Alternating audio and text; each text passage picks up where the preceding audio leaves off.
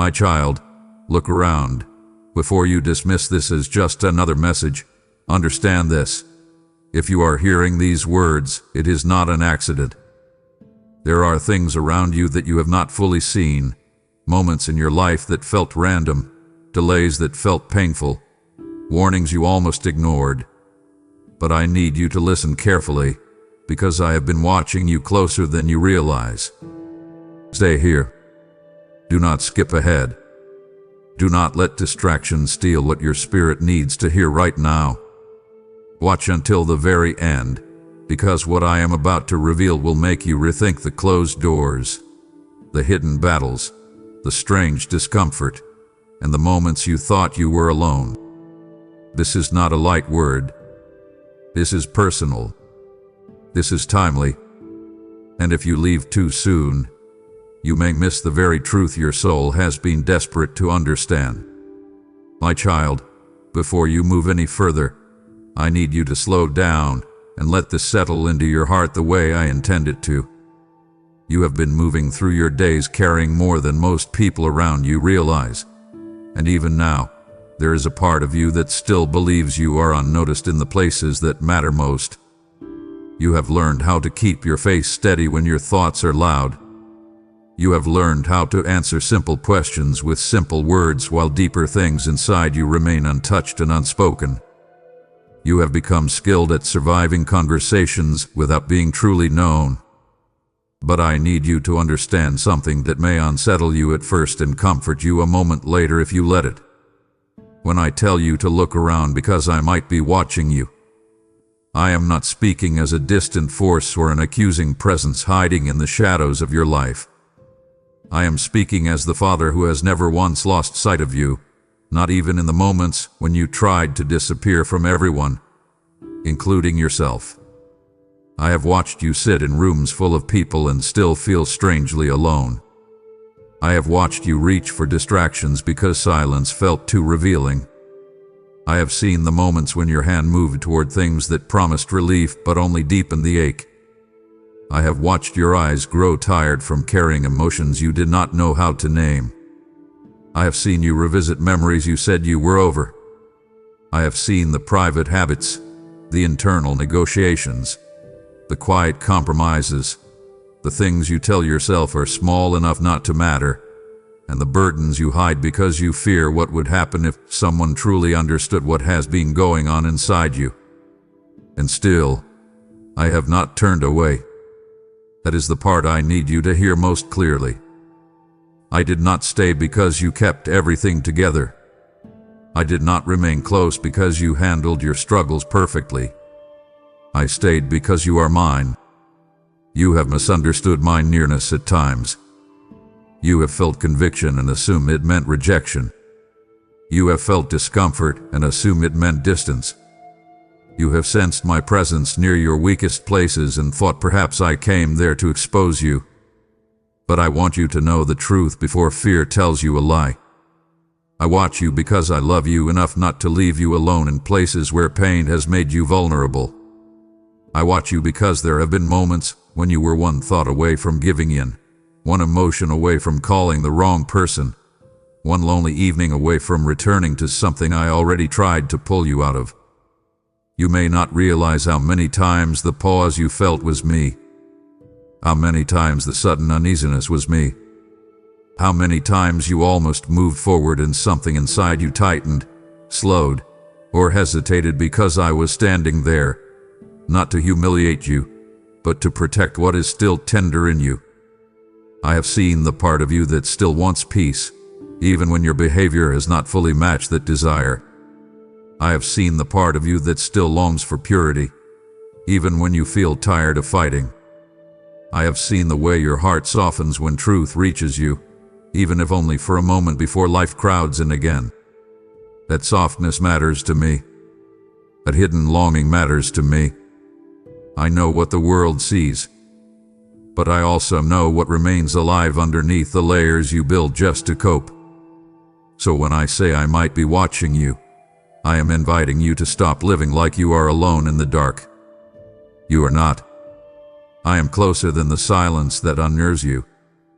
I am nearer than the regret that follows your worst decisions. I am present in the very places where you assumed I would never come. If you feel exposed by that, stay with me. Do not run from it. Let that truth breathe. Because the places where you feel most seen by me may become the very places where you are finally healed. I also need you to understand that my watching is not passive. I am not simply observing your life as though I am waiting to see what kind of story you decide to write without me. I have been involved in ways you do not fully grasp yet. There are things that never happened because I stood in front of them. There are doors that never opened because I saw what was behind them. There are conversations that died before they could become attachments, habits that broke before they could become chains, impulses that lost momentum because I interrupted what would have wounded you more deeply than you imagined. You have called some of those moments frustration.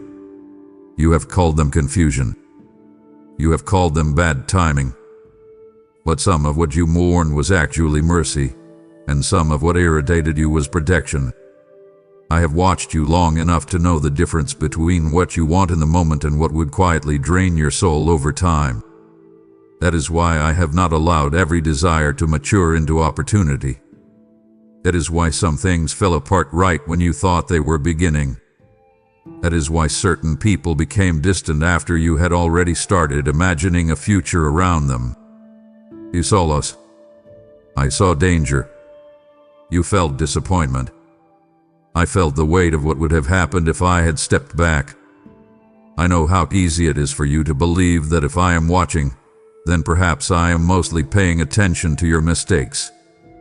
But I see much more than that.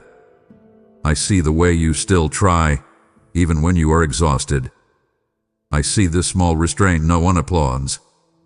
I see the text you deleted before sending. I see the tears you held back because you were too tired to explain yourself again. I see the nights you did not know how to pray, yet something in you still whispered my name in the middle of the confusion. I see the exhaustion in your mind, and the fight in your spirit existing at the same time. I see the tenderness in you that pain has not managed to kill.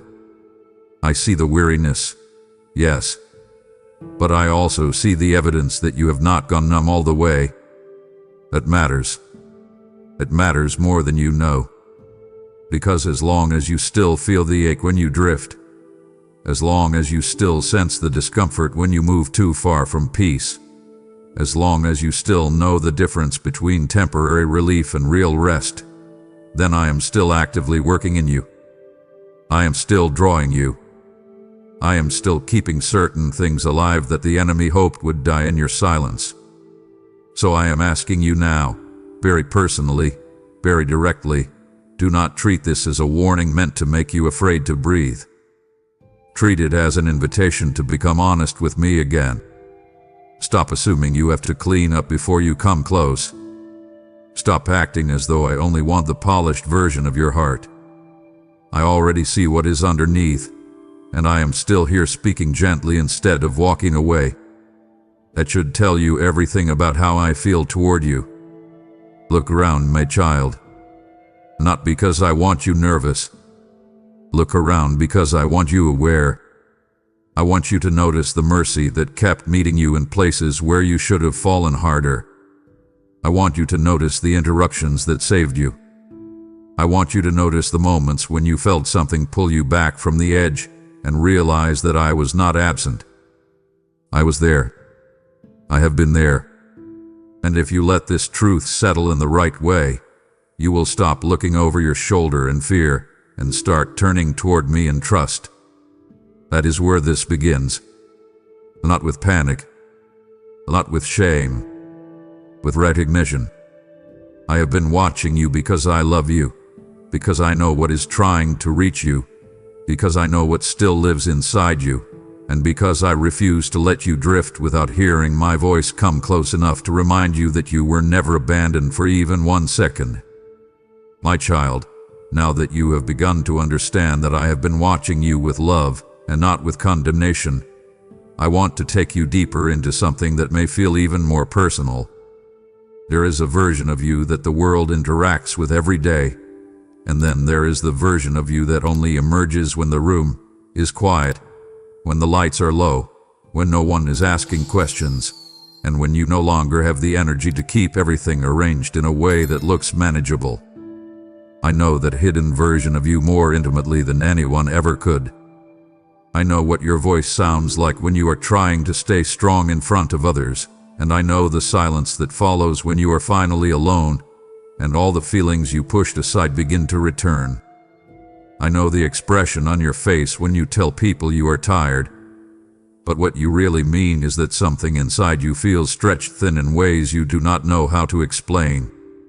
I know how often you have had to make yourself emotionally smaller just to get through the day without breaking in front of someone who would not know what to do with your pain. I have watched you become careful. I have watched you become selective.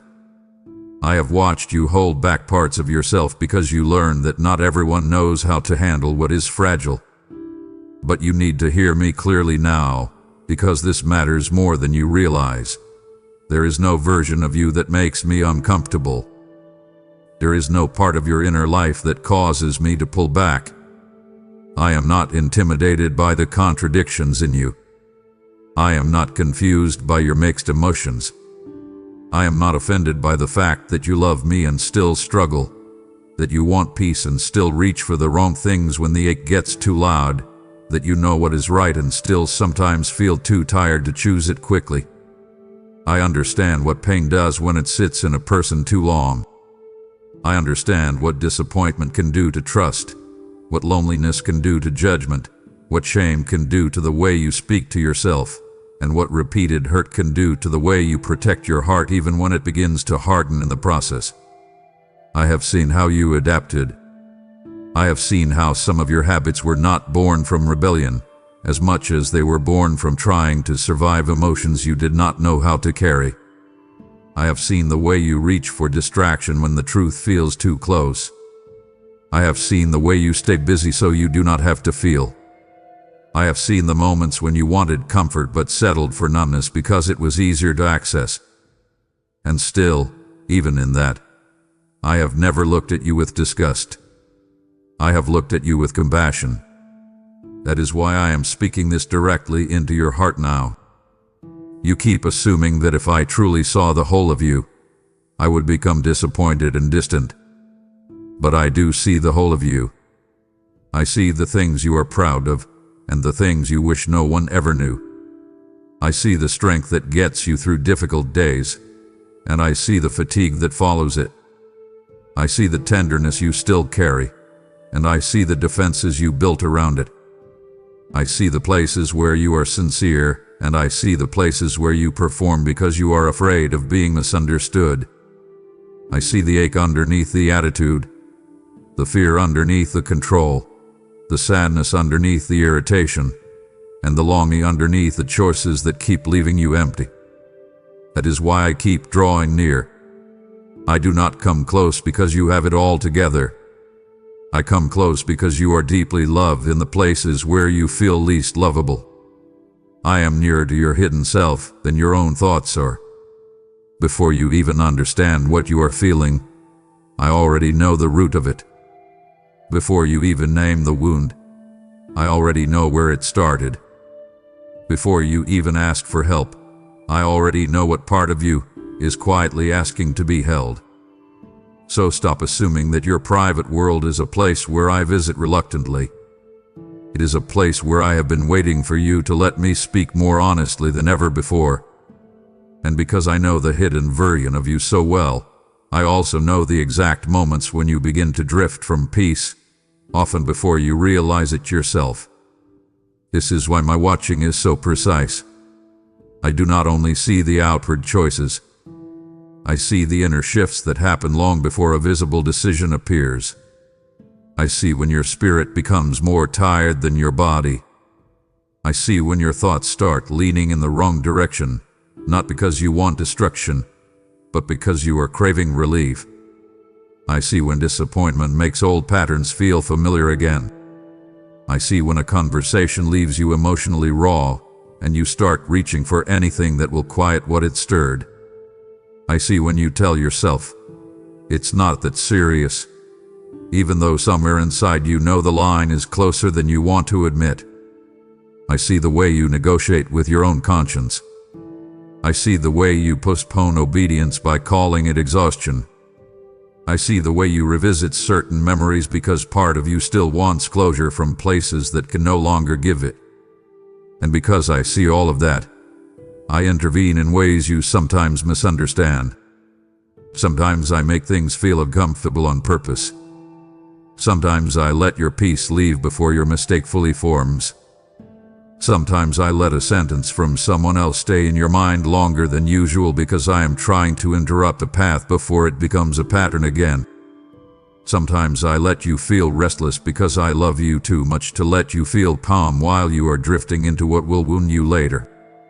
You have often interpreted that inner discomfort as pressure or confusion, but many times it was simply my mercy refusing to let you become settled in something that would slowly empty you.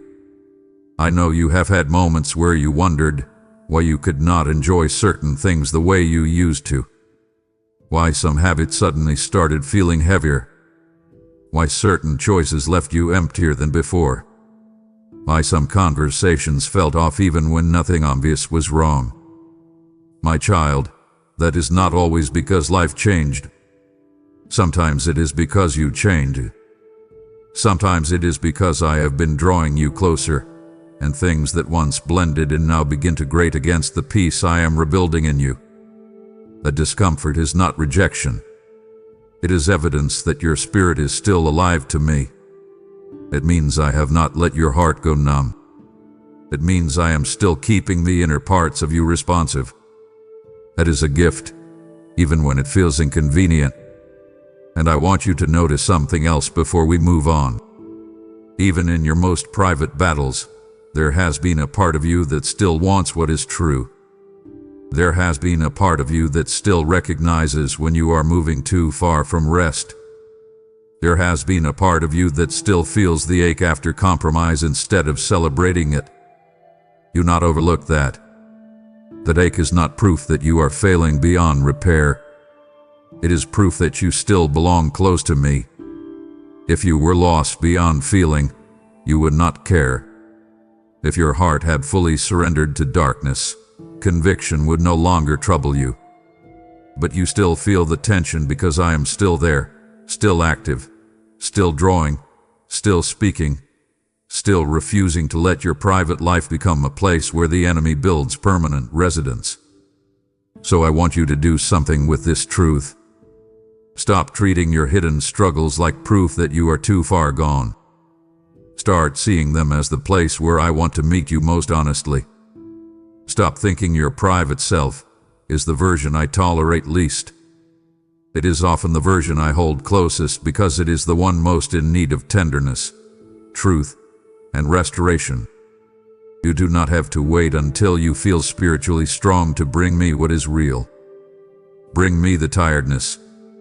Bring me the confusion. Bring me the appetite that hath been misdirected. Bring me the loneliness you have been medicating with distractions. Bring me the parts of you that feel embarrassed to be seen. I already see them, and I am still here, still watching, still covering, still refusing to let you believe that the most hidden version of you is the least worthy of my love. It is not. It is the very place where my voice intends to become unmistakably personal. My child, now I want to speak to the part of you that has become almost invisible even to yourself, because you have gotten so used to carrying what hurts in silence that it has started to feel normal. You have learned how to move through your days while hiding the weight in your chest. You have become skilled at giving simple answers when your soul is anything but simple. You say you are tired when what you really mean is that your heart has been carrying things it was never meant to carry alone. You say you are busy when what you really mean is that you are afraid of what might surface if you slow down long enough to feel. You smile when you need space. You keep going when you need rest. You make yourself available to everyone while quietly becoming unavailable to your own soul. And I need you to stop for a moment and hear me carefully, because I am not merely noticing your behavior on the surface. I am seeing the cracks underneath it. I have watched you answer messages while fighting back tears. I have watched you sit in rooms where laughter filled the air while your mind was miles away, still replaying something painful that happened earlier or years ago. I have watched you wake up already weary because the battle did not end when you closed your eyes the night before. I have seen the way you carry tension in your body as if your muscles have been taught to brace for the next disappointment before it even arrives. I know what it feels like when you are around people and still feel strangely detached. I know what it is like when you tell yourself you will deal with the deeper things later, but later keeps moving further away because survival keeps demanding your attention. I am speaking to you now because I do not want you to keep mistaking emotional survival for true peace. I do not want you to keep calling your numbness strength just because it helped you get through difficult seasons. I do not want you to keep confusing control with healing. Look at me, my child, and be honest for once without rushing to protect your image. Come closer. Sit still with me. Let me tell you what I have seen. I have seen how much of your life has been shaped by what you never fully recovered from. I have seen how certain betrayals changed the way you trust. I have seen how disappointment taught you to expect less so you would not hurt as much. I have seen how rejection made you edit yourself, how abandonment made you cling too tightly in some places and shut down completely in others.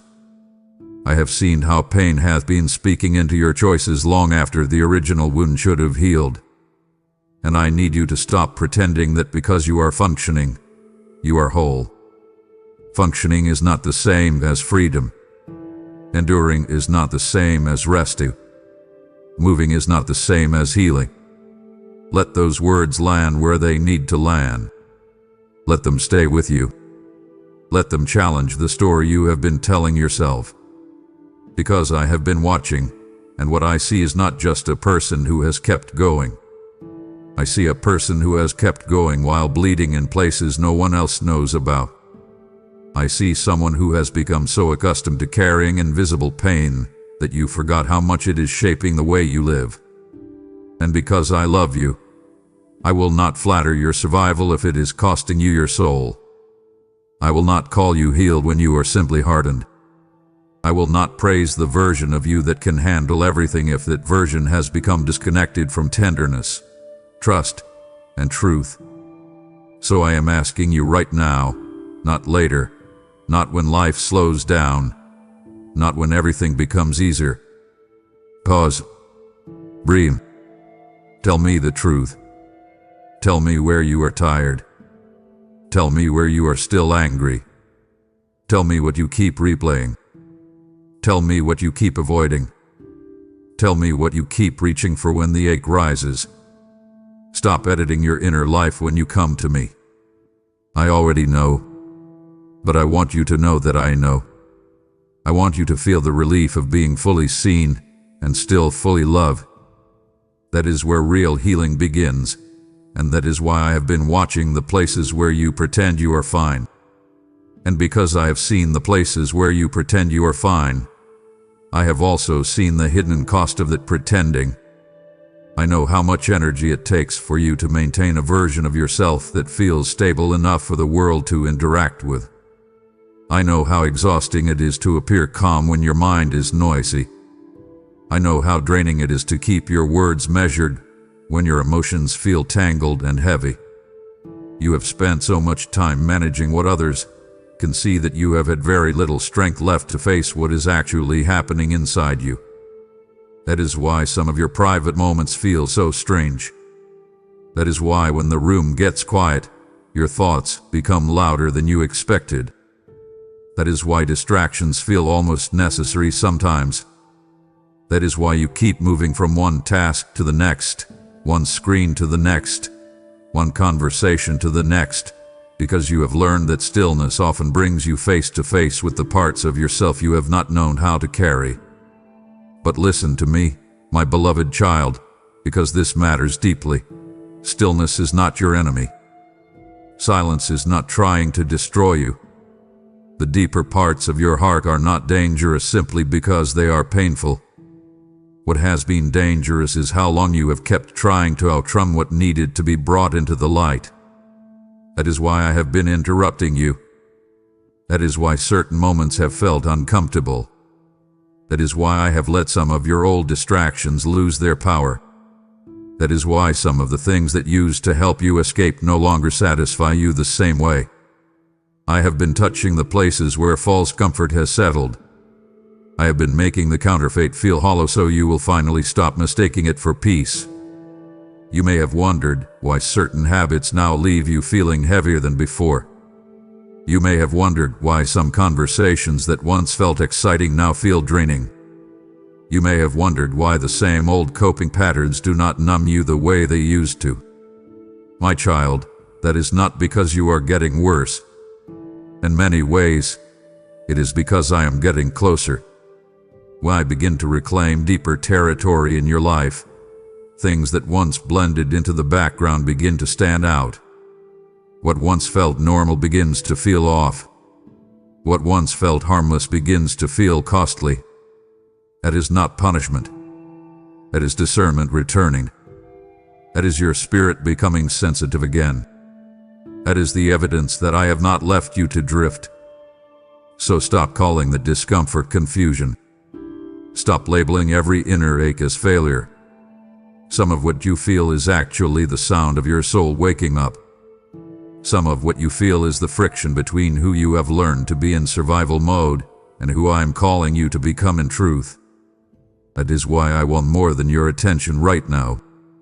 I want your surrender. Open your hands. Lay down the image management. Lay down the polished language. Lay down the need to appear unaffected. Come into my presence without the version of you that has learned how to look composed. Let me meet the tired version. Let me meet the irritated version. Let me meet the disappointed version. Let me meet the version of you that keeps saying, "I'm okay," while quietly wondering how much longer you can carry all of this without breaking. I am not asking you to oppress me. I am inviting you to tell me the truth. That invitation is not small. It is sacred. It is the doorway to a different kind of life, a life where you no longer have to spend all your strength hiding your pain from the one who is most able to heal it. So hear my voice clearly now and do not brush this aside as another emotional moment that will pass. I am giving you a command wrapped in love because I know how easily you slip back into avoidance when truth starts getting close. Stop pretending. Stop performing. Stop protecting your wounds more fiercely than you protect your peace. Stop returning to the same places that drain you and then calling the emptiness normal. Stop telling yourself that you will deal with your soul after you finish taking care of everyone else. Your heart is not an afterthought to me, and it should not be an afterthought to you. Come back. Come in. Sit down with me. Let the noise settle. Let your shoulders drop. Let the tears come if they need to come. Let the anger surface if it is still there. Let the grief speak instead of turning it into irritation. Let the loneliness be named instead of medicated. Let the shame be brought out where it can no longer rule in the dark. You do not need to solve everything in this moment, but you do need to stop hiding from what has been shaping your life from underneath. This is where I want you to look around in a new way. Not with suspicion, not with fear. Look around and notice how many times I have already tried to reach the places you kept covered. Look around and remember the moments when a conversation unexpectedly touched a wound you thought was buried. Look around and remember the times you felt a sudden heaviness after making a choice you knew was not good for you. Look around and notice how often I have let discomfort linger just long enough for you to realize something inside you needed attention. I have been speaking. I have been stirring. I have been inviting. I have been watching the hidden version of you, not to embarrass you, but to rescue you from becoming a stranger to your own heart. You are not too complicated for me. You are not too damaged for me. You are not too layered for me. I know where the original wound began. I know which memories still pull at your peace. I know which names still carry emotional charge. I know which moments taught you the wrong lessons about love, trust, safety, and worth. And because I know all of that, I also know exactly where healing must begin. So do not rush away from this. Stay here. Stay under my gaze. Stay in the place where you are seen without being rejected. That is not weakness. That is wisdom. That is courage. That is where the false self begins to loosen its grip and the real healing you have been postponing can finally begin to breathe. Let this be the moment you stop admiring your ability to endure and start desiring the deeper wholeness I have been trying to lead you into all along. My child, there are some memories in your life that still carry the weight of disappointment because you have not yet seen them from where I stand. You remember what almost happened. You remember what you hoped would work. You remember the plans you built in your mind before they fell apart in your hands. You remember the people you trusted, the opportunities you leaned toward, the relationships you imagined would become safe places, and the moments you thought were finally leading you into relief only to watch them close, collapse, or quietly disappear. I know how you interpreted those moments. I know how often you told yourself that maybe you were overlooked, maybe you were not enough, maybe you missed your chance, maybe you had done something wrong, maybe I was withholding good from you for reasons you could not understand. I know how often you revisited those closed doors in your thoughts, trying to make sense of what happened, trying to decide whether to blame yourself, someone else, or even me. But I want you to hear me with tenderness and clarity, because this truth will change the way you understand parts of your story that still ache. Some of those doors did not close because you were forgotten. Some of those doors did not close because you were unworthy. Some of those doors did not close because I was distant or silent or indifferent to what you desire. Some of those doors closed because I was there before you arrived. Some of those doors closed because I knew what was behind them long after the excitement faded. Some of those doors closed because I loved you enough to be misunderstood for a season if that misunderstanding would save you from a deeper wound later. You have often judged those moments by how they felt in the moment, and I understand why. Rejection stings. Delay frustrates. Silence unsettles. Loss can make the heart invent painful stories. But I do not see your life in moments alone. I see trajectories. I see what would have happened if that person stayed longer. I see how that opportunity would have fed a part of you that was not yet healed enough to carry it. I see how that relationship would have awakened patterns you thought you were free from. I see the conversations that would have become attachments, the attachments that would have become dependencies, the dependencies that would have slowly stolen your peace while convincing you that you were building a future. I see the slow damage that often looks like excitement in the beginning. I see the kind of loss that does not arrive loudly but drains you quietly over time. That is why I stood in front of certain things even when you begged for them. That is why I allowed some people to pull away even when you would have chosen to hold on. That is why some plans failed right when they seemed to be gaining momentum. My child, I need you to stop calling every closed door a tragedy. Some of what broke your heart was actually protecting it. Some of what disappointed you was preserving you. Some of what left you confused was my hand refusing to let you walk into a room where your soul would have paid a price you were not yet able to see.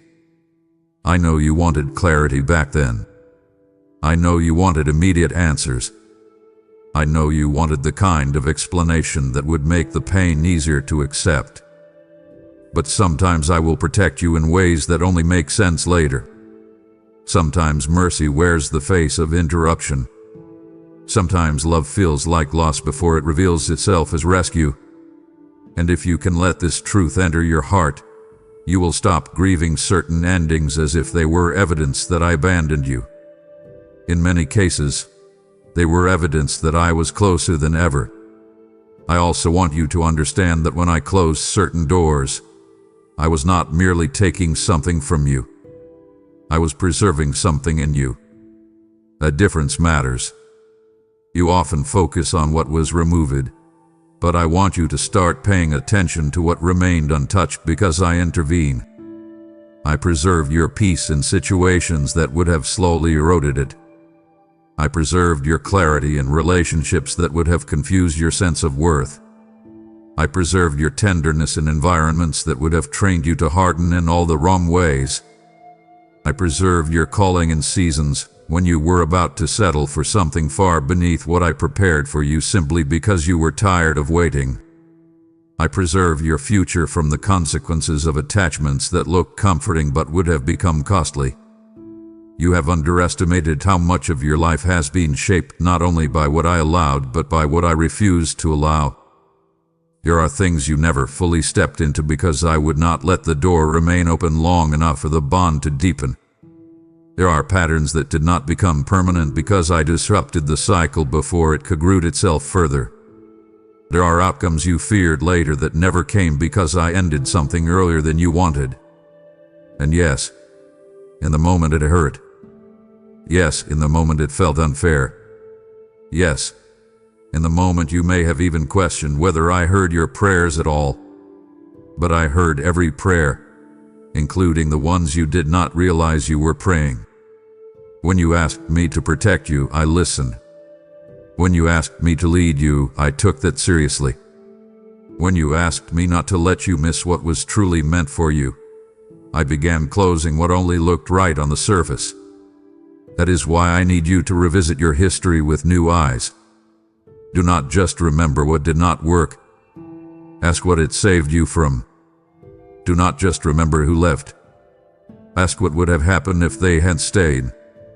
Do not just remember the opportunity that slipped away. Ask whether it would have nourished your spirit or quietly consumed it. Let me teach you how to reinterpret your pain through the lens of protection. This is not denial. This is not pretending it did not hurt. This is mature vision. This is the kind of understanding that turns bitterness into gratitude and confusion into trust. It does not erase the ache, but it redeems it. It lets you stop standing outside old doors wondering whether you should still be knocking. It lets you stop romanticizing things that were never safe simply because they once felt significant. It lets you release what your heart have been secretly revisiting. And I want to be very direct with you here because you need the firmness as much as the comfort. Stop trying to reopen what I already shut. Stop revisiting conversations I delivered you from. Stop imagining alternate futures with people I moved out of your path. Stop standing emotionally in front of doors I locked for your sake. You are wasting precious peace trying to decode whether something that hurt you was still meant for you. If I closed it, trust that I saw what you did not. If I removed it, trust that I knew what it would cost. If I ended it, trust that your story did not end with it. Let go. Release it. Surrender the need to understand every detail before you obey. Some forms of freedom begin when you stop asking for one more sign and simply accept that my refusal was already an answer. So now I want you to receive this as both comfort and command. Stop mourning every closed door as if it was your last chance at joy. Stop treating every interruption like a sentence over your future. Stop assuming that because something ended, your life became smaller. I have not been shrinking your life, my child. I have been refining it. I have been removing what would have distracted you, depleted you, distorted you, or delayed you in ways you do not yet fully understand. Look around now and notice how many times what once felt devastating later revealed itself as necessary. Look around and see how often your worst assumptions about a closed door were proven wrong by what I kept you from. Look around and remember the relationships you once thought you could not live without, the opportunities you thought defined your worth, the paths you were convinced would complete you, and then notice how different your understanding became with time. Some things that once looked gold and now look dangerous in hindsight. Some people who once felt irresistible now look deeply incompatible with your peace. Some plans that once felt urgent now feel strangely small compared to what I am shaping in you. That shift in perspective is not accidental. That is growth. That is my wisdom slowly replacing your old urgency. That is the evidence that I have been teaching you how to see with deeper eyes. So I am inviting you now to stop standing in the hallway of your past. Come away from those old doors. Step forward. Let your hands unclench. Let the grief settle into trust. Let the question soften into surrender. Let the need to know every hidden reason be replaced by the confidence that I was there.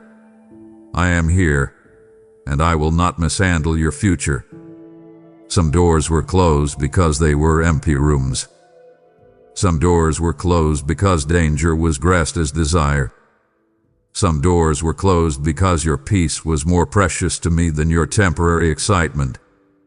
And some doors were closed because I had something better, not merely easier, not merely prettier, but truer, safer, deeper, and more aligned with the version of you I am still restoring. Trust my hand in the closing. Trust my love in the interruption. Trust my mercy in the no.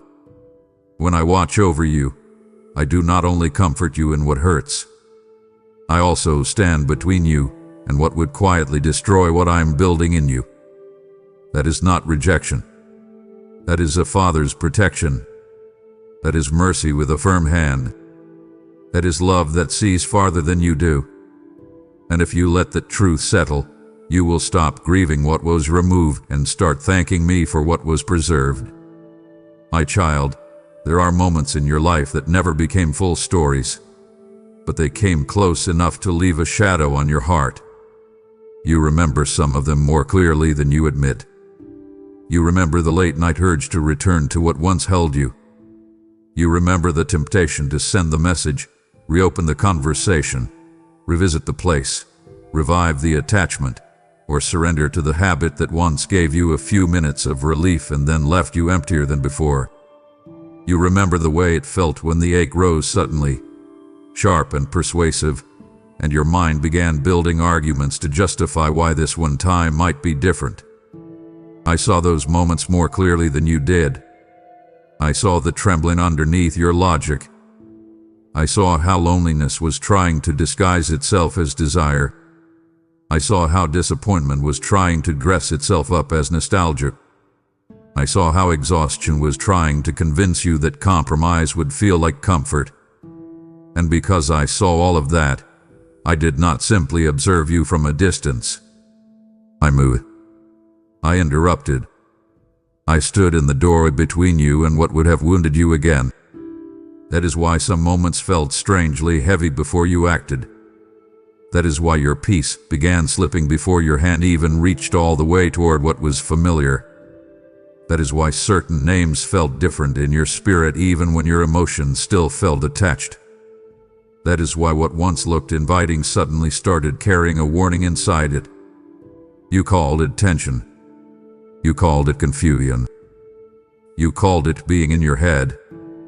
But often it was me, right there, close enough to disturb your comfort before your compromise became complete.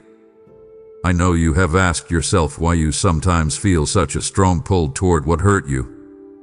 I know you have wondered why certain patterns still whisper to you long after you thought you had outgrown them. My child, pain often remembers what once numbed it, even when that numbness came with chains attached. That is why I do not judge you only by the temptation itself. I look deeper. I see what the temptation is feeding on. I see whether it is loneliness, fatigue, shame, disappointment, anger, fear, or the desire to feel chosen again. I know when you are not actually reaching for the thing itself. Sometimes you are reaching for relief. Sometimes you are reaching for familiarity because uncertainty feels too exposed.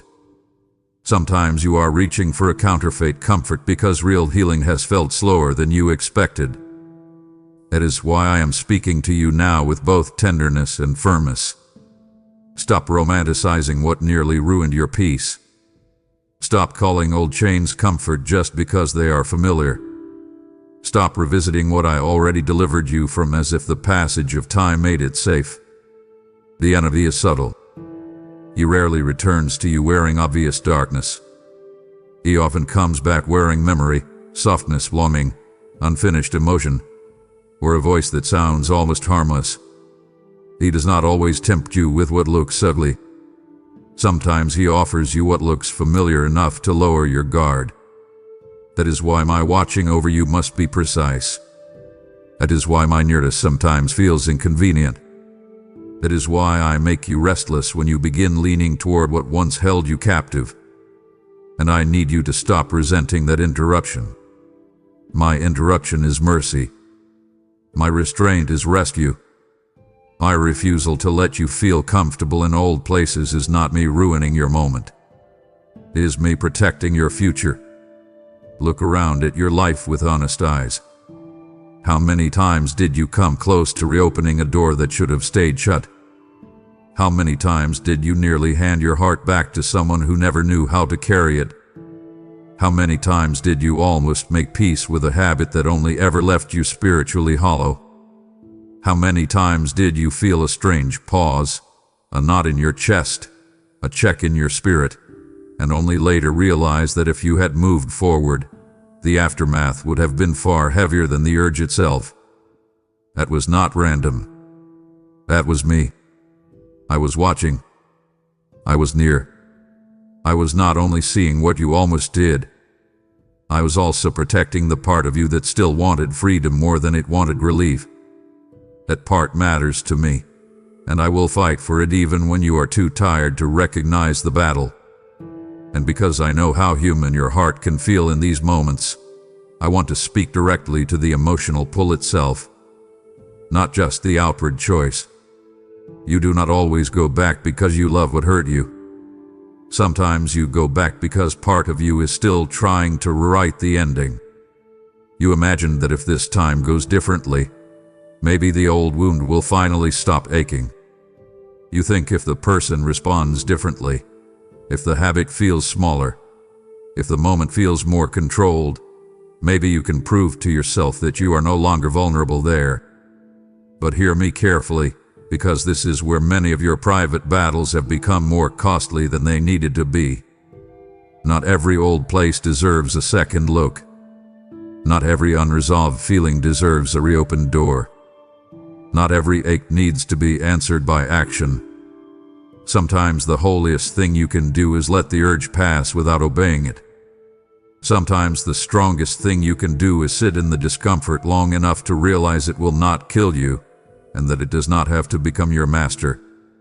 I have watched you in those fragile moments when you were trying to decide whether to feed the pull or starve it. I have seen you hover in indecision, half wanting relief and half wanting peace. I have seen you tell yourself, "I just need closure," when what you really needed was distance. I have seen you say, "It's only one time," when deep down you already knew one time would reopen a deeper battle. I have seen you call it harmless when your spirit was already uneasy. That is why I want you to let my voice become stronger than the internal argument. When you feel that old pull, stop. Breathe. Step back. Put the phone down. Leave the room. Turn off the screen.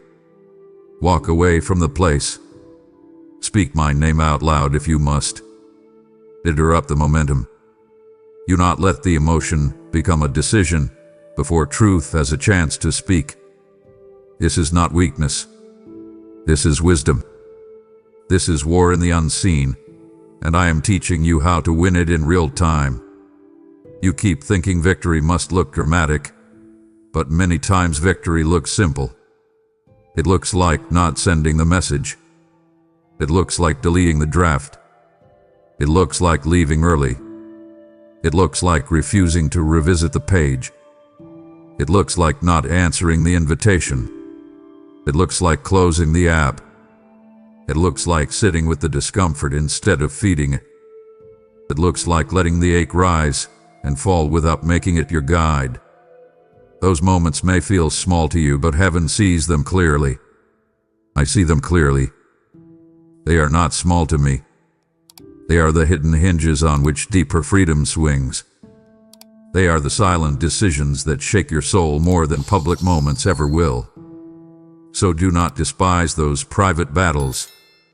Do not think I only notice the large failures or the obvious victories. I notice the split second when your hand pauses. I notice the breath you take before you choose. I notice the inner fight when your body wants one thing and your spirit wants another. I notice when you say no while still feeling the pull. It matters. It matters more than you know. And when you fail, I notice that too, but I do not notice it the way you think I do. I do not stare at your fall with disgust.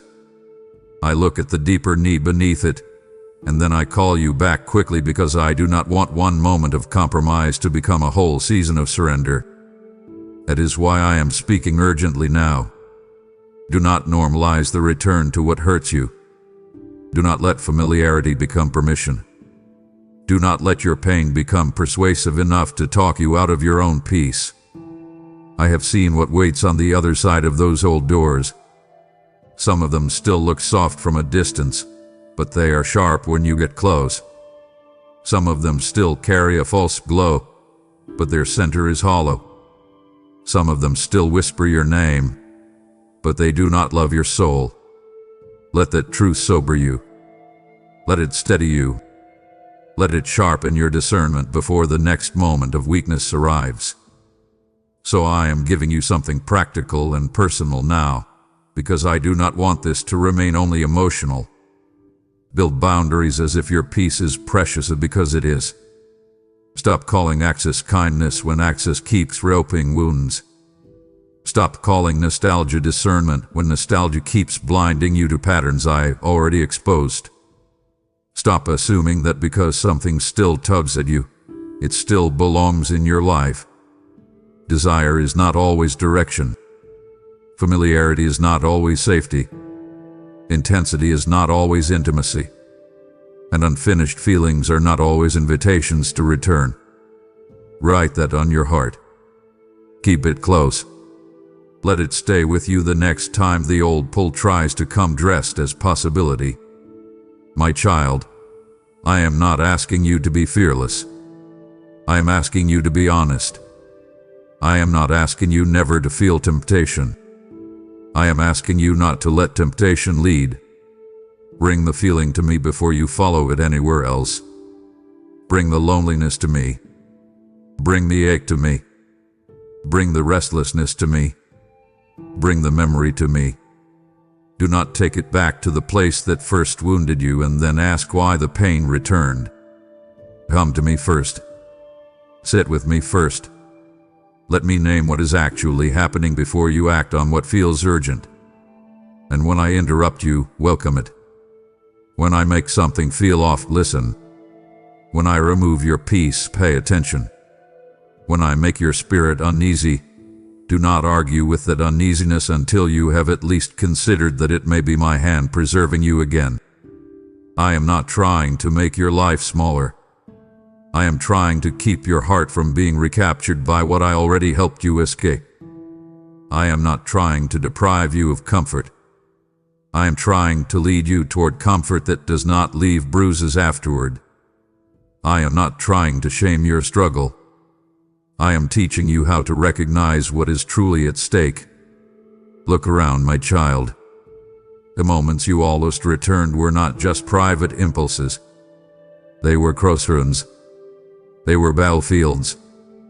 They were places where unseen things were pressing in, hoping you would trade long-term peace for short-term relief. But I was there too. I was near. I was watching.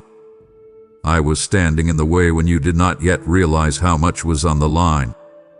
So the next time the old pull comes, remember this. You are not helpless. You are not alone. You are not abandoned to your impulses. You are watched over. You are warned. You are loved. Step back. Choose slowly. Let my voice be louder than the urge.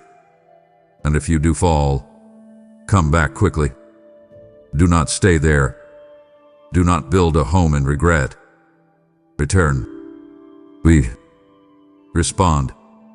I will still be here, not to scold you from a distance, but to lift you, steady you, and remind you that your future is not meant to be held hostage by what once nearly had you. My child, there is something I need you to understand with greater seriousness, because if you do not see this clearly, you will keep blaming yourself for battles that are more strategic than you realize. The enemy rarely comes for you when you feel strong, centered, and deeply aware of my nearness. He watches for the cracks. He studies the moments after disappointment. He pays attention when you are emotionally drained, physically tired, mentally crowded, or spiritually distracted. He notices when you have spent the whole day giving and have nothing left by the evening. He notices when an old wound has been stirred by something small. He notices when a conversation leaves you feeling rejected, misunderstood, or unseen. He notices when you are lonely enough to start craving anything that feels like connection, even if it is counterfeit. And because he watches for those moments, I watch even more closely. I do not only stand near you when you are praying well, speaking boldly, or feeling spiritually alive. I watch you with particular tenderness when you are worn thin. I watch the late hours. I watch the lonely windows. I watch the moments after conflict. I watch the quiet aftermath of emotional disappointment when your mind begins looking for relief. I know the times when your defenses drop not because you wanted to rebel, but because you were simply tired. That matters. It does not excuse everything, but it explains much more than you think. You have sometimes judged yourself too harshly without understanding how vulnerable you were in that moment. You have looked at a bad choice and only asked, "Why did I do that?" When the better question might have been, "What state was my soul in before I did that?" Were you exhausted? Were you emotionally raw? Were you secretly resentful? Were you overstimulated? Were you starving for comfort? Were you disappointed in a way you never fully processed? Were you carrying grief that had nowhere to go? These things matter because the enemy knows how to work through weariness. He loves unguarded moments. He loves when you confuse depletion with desire. He loves when you think the answer is more indulgence instead of deeper rest. He loves when you make permanent spiritual concessions in temporary emotional storms. That is why I am speaking to you now with a father's caution and a father's care. Learn yourself. Learn your weak hours. Learn the moments when your inner walls are lower.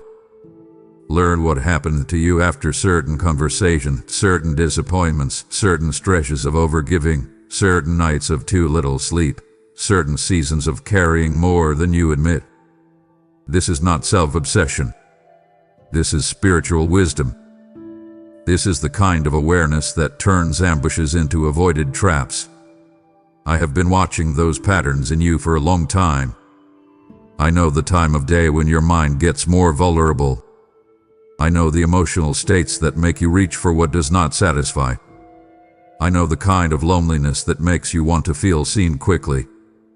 I know the exact moments when your discernment gets foggy because your soul is simply tired. And because I know all of that, I am asking you now to stop treating your private battles as random. They are not random. There are rhythms to them. There are triggers to them. There are familiar setups to them. Once you begin to see that, you will stop being shocked by patterns and start preparing for them. That preparation is not fear. It is freedom. It is wisdom with its sleeves rolled up. It is the kind of practical obedience that protects your peace before the battle gets loud.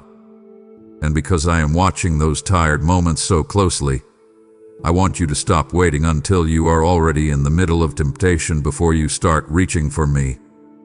Too often you call for help only after the pressure has already become intense, after the thought has already matured, after the conversation has already begun, after the compromise already feels halfway formed. But I want to train you into something deeper and wiser. Invite me earlier. Notice the fatigue sooner. Do not ignore the warning signs in your own soul. If you are emotionally frayed, say so. If you are physically exhausted, honor that. If you are disappointed, name it before it becomes self-sabotage. If you are lonely, bring it to me before you hand it to the wrong person. If your mind is crowded, step away from the noise before you make a foolish choice in the name of relief.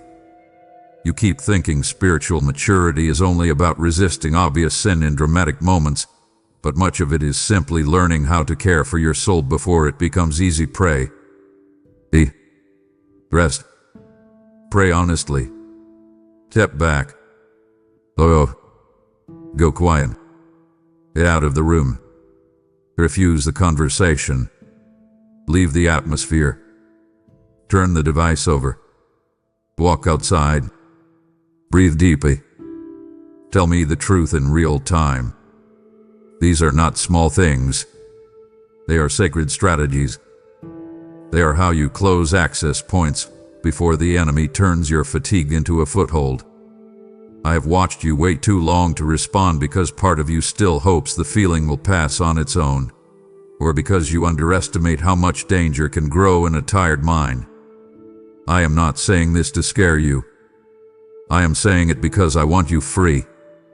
When you are tired, do not trust every thought. When you are depleted, do not assume every craving is wise.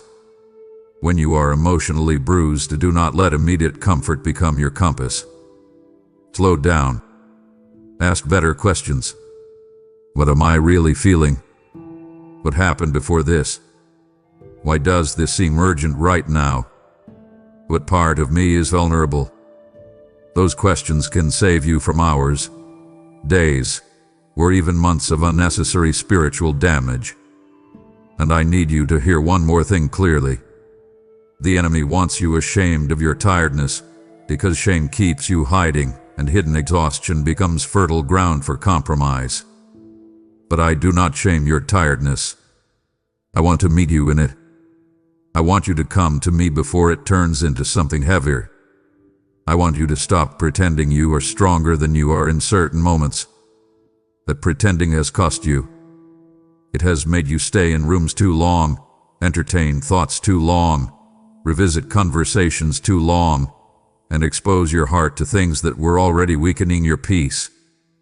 So hear me as plainly as I can say it. Respect your tiredness. Do not worship it. Do not surrender to it. But respect what it does to your discernment. If you know you are vulnerable, act like it. Put distance between yourself and what pulls at you. Do not prove strength by standing too close to the edge. Prove wisdom by stepping back before the slide begins. That is not cowardice. That is maturity. That is how people stay free in private. That is how hidden battles are won before anyone else ever knows there was a battle at all. So now I want to leave you with a fatherly instruction that you must carry forward, because this will protect more of your life than you currently realize. Stop calling yourself weak every time the battle comes when you are tired. Instead, learn how to prepare for those moments before they arrive. Build rhythms of refuge, not just reactions of regret. Create small acts of wisdom that keep you from becoming easy to reach in your most vulnerable hours. If nights are harder, guard your nights. If certain conversations drain you, limit your access. If certain kinds of loneliness make you impulsive, bring that loneliness to me before it grows teeth.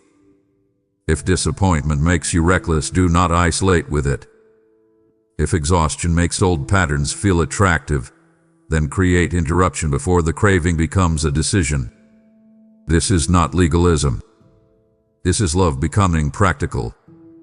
This is discernment becoming daily. This is what it means to live like someone who knows they are watched over by a Father who sees farther than the moment.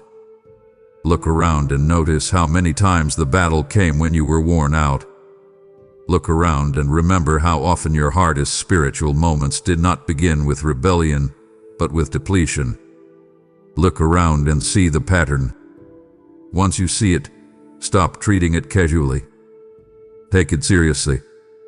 And when you feel yourself thinning out inside, come to me sooner.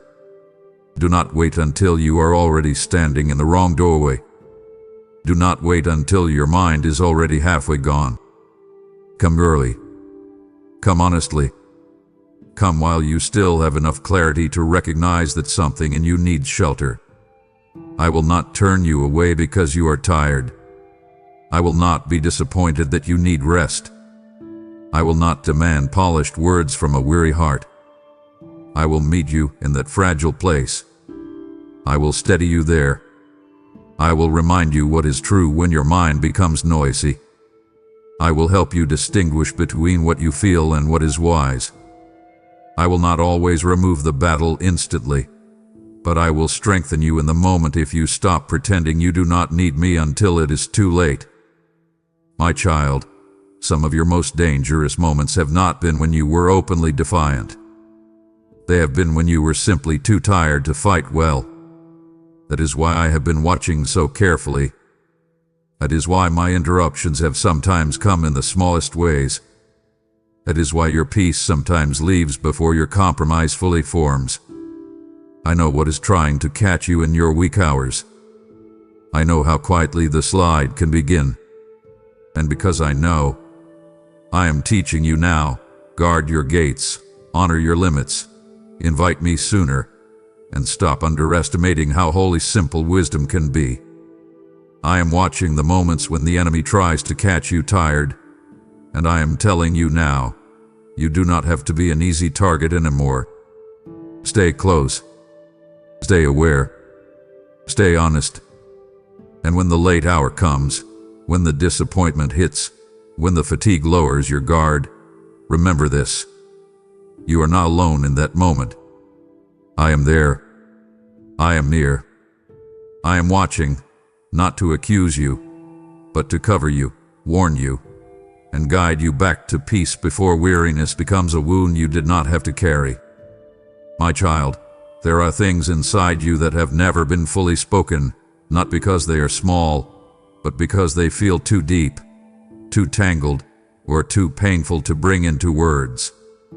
You have had moments when people asked how you were, and you gave them the answer that would end the conversation quickly because you did not have the strength to explain what was really happening inside you. You have had nights when your thoughts were so crowded that even prayer felt difficult, and all you could do was sit there with your breathing shallow, your chest tight, your eyes tired, and your mind circling the same fears, the same regrets, the same questions you were too exhausted to frame properly. I know those moments better than you think. I know the prayers you never finished. I know the tears you blinked away before they could fall. I know the times you wanted to cry but felt emotionally numb instead, and that numbness frightened you because it made you wonder if something inside you had shut down too far. I know the difference between your silence when you are peaceful and your silence when you are overwhelmed. I know when you go quiet because you are resting, and I know when you go quiet because you are carrying too much to even begin speaking. And I need you to hear me very clearly right now, because this is where so many of my children misunderstand me. You do not have to be eloquent for me to understand you. You do not need polished prayers for me to move near. You do not need the right language, the right rhythm, the right emotional expression, or the perfect spiritual words to gain my attention. You already have it. You have always had it. I hear the sigh before it leaves your chest. I hear the trembling in the pause between your thoughts. I hear the prayer hidden inside your fatigue. I hear the longing buried under your frustration. I hear the hurt beneath your anger. I hear the fear underneath the control. I hear the sadness inside the sentence, "I'm just tired." That is why when I say I might be watching you, I also want you to understand that I am listening to you in ways no one else can. I am not only observing what you do, I am listening beneath what you say and beneath what you cannot say. You have sometimes believed that because you did not know how to pray well, I must have been distant. You have assumed that because you felt numb, I must have pulled back. You have thought that because you had no words, perhaps heaven had gone quiet too. But that is not how this works, my child. Your inability to explain your pain does not reduce my ability to understand it. Your confusion does not confuse me. Your emotional exhaustion does not make me less present. If anything, those are often the moments when I come closer, because those are the moments when you stop trying to perform spirituality and simply exist before me in your truest condition. There is something sacred in that. There is something holy in a weary soul that no longer has the energy to pretend. I know that you sometimes feel ashamed of how little you have to offer in those moments. You think, I should be stronger than this. I should be able to say more than this. I should be able to pray better than this. But let me interrupt that inner critic right now. Stop measuring your sincerity by your fluency. Stop measuring your spiritual life by how polished your words sound. Stop assuming silence means failure. Sit here with me and let me tell you what I see. I see the fact that you still turn your heart in my direction, even when you do not know what to say. I see the way you still reach inwardly, even if your lips barely move. I see the ache that makes you look upward even when your thoughts are tangled. I see the moments when all you can do is whisper my name once, and I tell you the truth. Sometimes that single whisper carries more weight than long speeches spoken without honesty. Your silence is not empty to me. It is often full of hidden sorrow, full of exhausted hope, full of restrained tears, full of questions, full of longing, full of a need for comfort that you have not known how to ask for directly. And because I hear all of that, I do not need you to come to me already composed. I want you to come exactly as you are. Sit down. Stop forcing words. Stop trying to sound strong. Let the silence be honest. Let the tears come if they come. Let the stillness stay if that is all you have. Let me meet you there. I am not uncomfortable with your wordless places. I am present in them. I am active in them. I am listening more deeply than you realize. And because I hear what you never say out loud, I also hear the dangerous things you have been telling yourself in private. I hear the stories you build in your mind when disappointment lingers too long. I hear the quiet assumptions that start forming when prayers feel delayed. I hear the way your heart begins to whisper, maybe I was overlooked. Maybe I am too damaged. Maybe I miss my moment. Maybe this pain is just who I am now. Maybe I will always carry this. Maybe peace belongs to other people, not me. My child, I hear those thoughts before they harden. I hear them while they are still soft enough to challenge. I hear them while they are still forming. That is why my watching over you is often tied to my interruptions. That is why certain thoughts suddenly lose their grip when you pause. That is why sometimes a memory, a verse, a phrase, or even an unexpected moment of clarity cuts through your internal fog. I am not absent when your mind becomes noisy. I am working inside the noise, and I am trying to keep lies from becoming identity. You have underestimated how much of your life has been shaped by the things you quietly believe in your hidden moments. The words you do not say aloud still shape your posture, your decisions, your relationships, your boundaries, your willingness to trust, your capacity to receive love, and your ability to imagine a future. That is why I want you to start listening to yourself the way I already do. Pay attention to what you say in your lowest moments. Notice the language you use when you are discouraged. Catch the words you attach to yourself after failure. Be honest about the narratives you keep revisiting when no one else is around. If you keep telling yourself that you are always behind, you will start moving through life as if you are being chased by loss.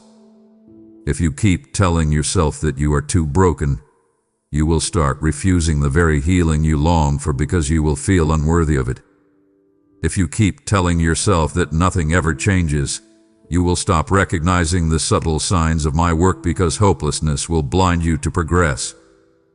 This is why I need you to let me speak into those silent places with greater authority. Invite me into your internal conversations. Do not just bring me your public prayers. Bring me the raw thoughts that come at midnight. Bring me the fearful thoughts that arrive after rejection. Bring me the assumptions that surface after disappointment. Bring me the lies that feel almost true because you have repeated them for too long. Put them before me. Hold them up to the light. Ask me, Lord, is this really true? Then listen. Stay long enough to hear me answer. I am not asking you to become emotionally perfect overnight. I am asking you to stop letting your inner world become a place where lies move in without being challenged. My voice belongs there too. My truth belongs there too. My comfort belongs there too. And I want you to notice something beautiful. Even when your thoughts have become harsh, there has often been another voice inside you, quieter but steadier, nudging you not to give up. That was me. Even when you were spiraling, there was often a moment where something in you knew the lie was not the full truth. That was me. Even when you felt numb, there was still a small ache that wanted more than numbness. That was me. Even when your mind was loud, there was often a stillness beneath it that kept calling you back toward honesty, rest, and surrender. That was me too. So stop treating your mind as if it is a battlefield where you are abandoned. I am there in the battle. I am there in the fog. I am there in the tired thoughts. I am there when you cannot sort through the noise. Let me in earlier. Ask for help sooner. Interrupt the spiral before it becomes a stronghold. Speak my name in the middle of it. Open your mouth even if all you can manage is, Lord, help me sort this. That invitation matters. It gives me access to places you have been trying to manage alone. So I am inviting you now into something simple, but not small. Stop fearing your silence. Stop assuming that if you have no words, you have no prayer. Stop thinking your inner exhaustion disqualifies you from closeness. Instead, turn your silence into surrender. Turn your pause into presence. Turn your heaviness into an offering. Sit with me. Breathe slower. Put your hand over your chest if you need to, and let yourself notice what is really there. Is it grief? Is it anger? Is it fear? Is it loneliness? Is it shame? Is it disappointment? Is it just sheer fatigue? Name it. Do not dramatize it. Do not deny it. Name it. Then give it to me plainly. Lord, this is what is here. That kind of honesty opens more doors in the spirit than many realize. It is not flashy, but it is powerful. It is not loud, but it is real. And reality is where I meet you best. Look around, my child. Think about the moments when no one else knew what was happening inside you, yet somehow you were kept from collapsing all the way. Think about the times when your words failed, but peace still touched you for a moment. Think about the nights when you did not know how to pray, yet you woke up the next morning with just enough strength to continue. Think about the moments when your chest was tight, your mind was spinning, and then suddenly something softened just enough for you to breathe deeper. That was not imagination. That was not luck. That was me, hearing what you never said and answering what you did not know how to ask. I have been closer to your silence than you realize.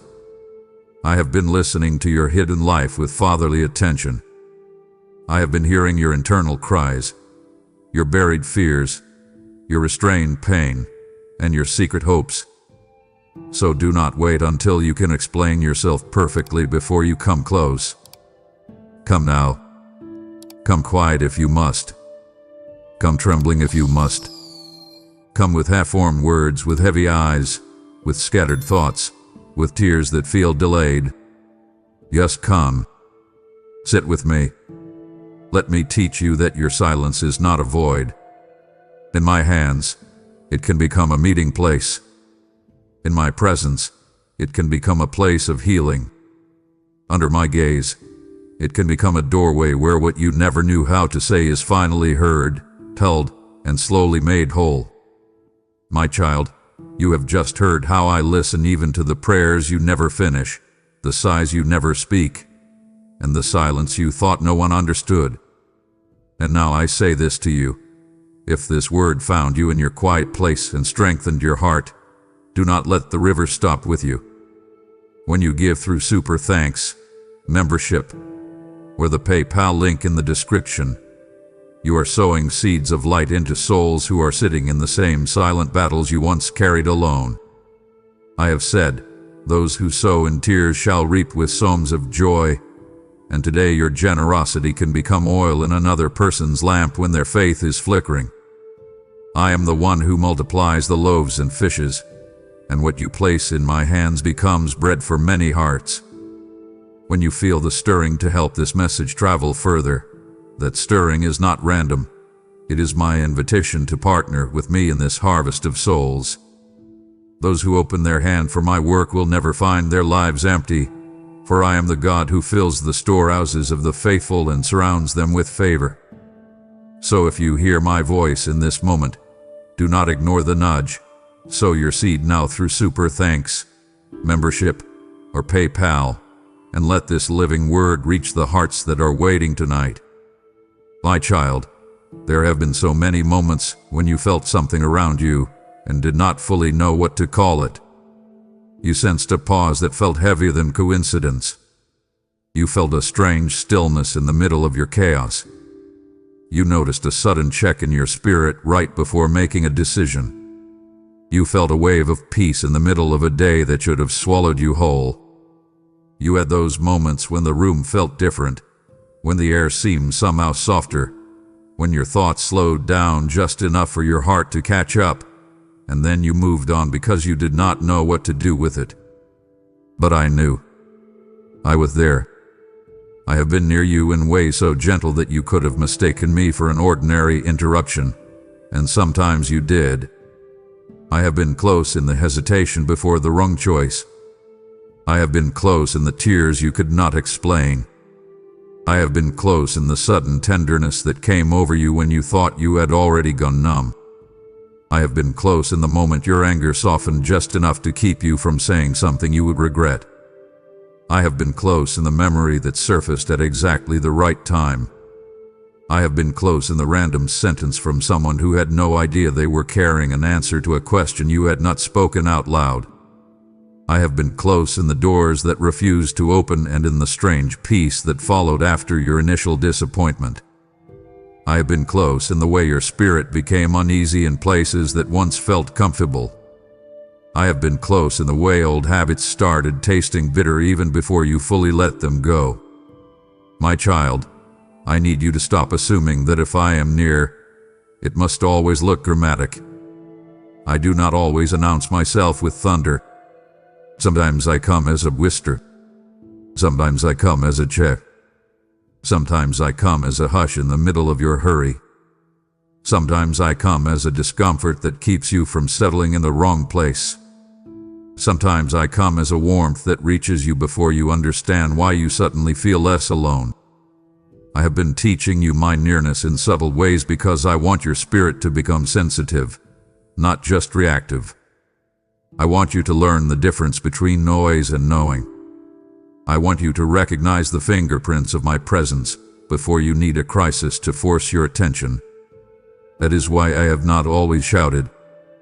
I have often whispered, And the truth is, there were times when you almost noticed. There were times when you felt the nudge and paused longer than usual. There were times when you knew, even if only for a second, that this was more than a mood, more than timing, more than coincidence, more than a passing thought. That was me. I have been waiting for you to trust that awareness instead of brushing it aside.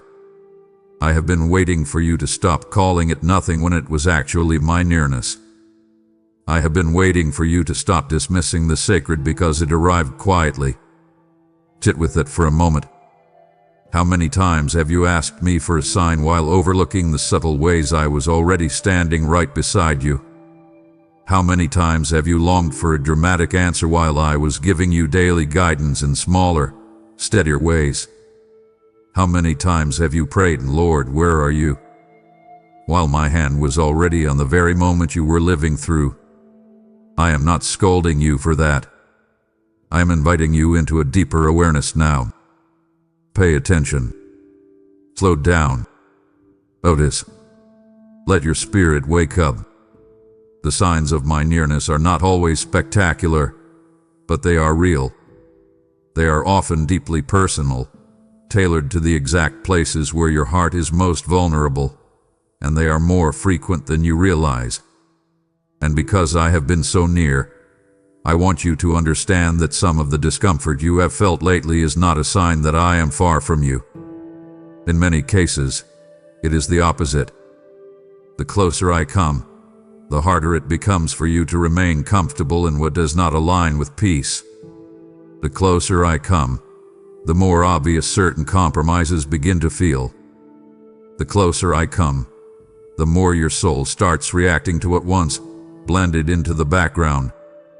That is why some things that used to seem harmless now leave you unsettled. That is why some places that once felt familiar now feel draining. That is why some conversations leave you feeling off even when nothing visibly dramatic happened. That is why certain forms of entertainment, connection, escape, or emotional indulgence no longer fit the same way they once did. It is not always because life has become heavier. Sometimes it is because I have become more noticeable within you. Sometimes it is because your spirit is waking up. Sometimes it is because I am reclaiming territory in your inner life, and what once lived there comfortably is beginning to feel displaced. My nearness is not always soft in the way you expect. Sometimes my nearness exposes. Sometimes my nearness unsettles what have been settled too long in the wrong places. Sometimes my nearness brings your hidden attachments to the surface. Sometimes my nearness makes old escapes lose their shine. Sometimes my nearness puts pressure on the very things that have been quietly stealing from you. That pressure is mercy. Do not resist it. Do not rush to numb it. Do not immediately try to medicate it with distraction. Sit with it. Ask what it is showing you. Let it become revelation instead of irritation. I know you have had moments lately when you felt like something was shifting inside you, but you could not fully explain it. Part of you wants what you used to reach for, but another part of you feels tired of the emptiness that follows. Part of you wants to keep things familiar, but another part of you knows the familiar is no longer safe. Part of you wants relief, but another part of you is finally beginning to hunger for something deeper than relief.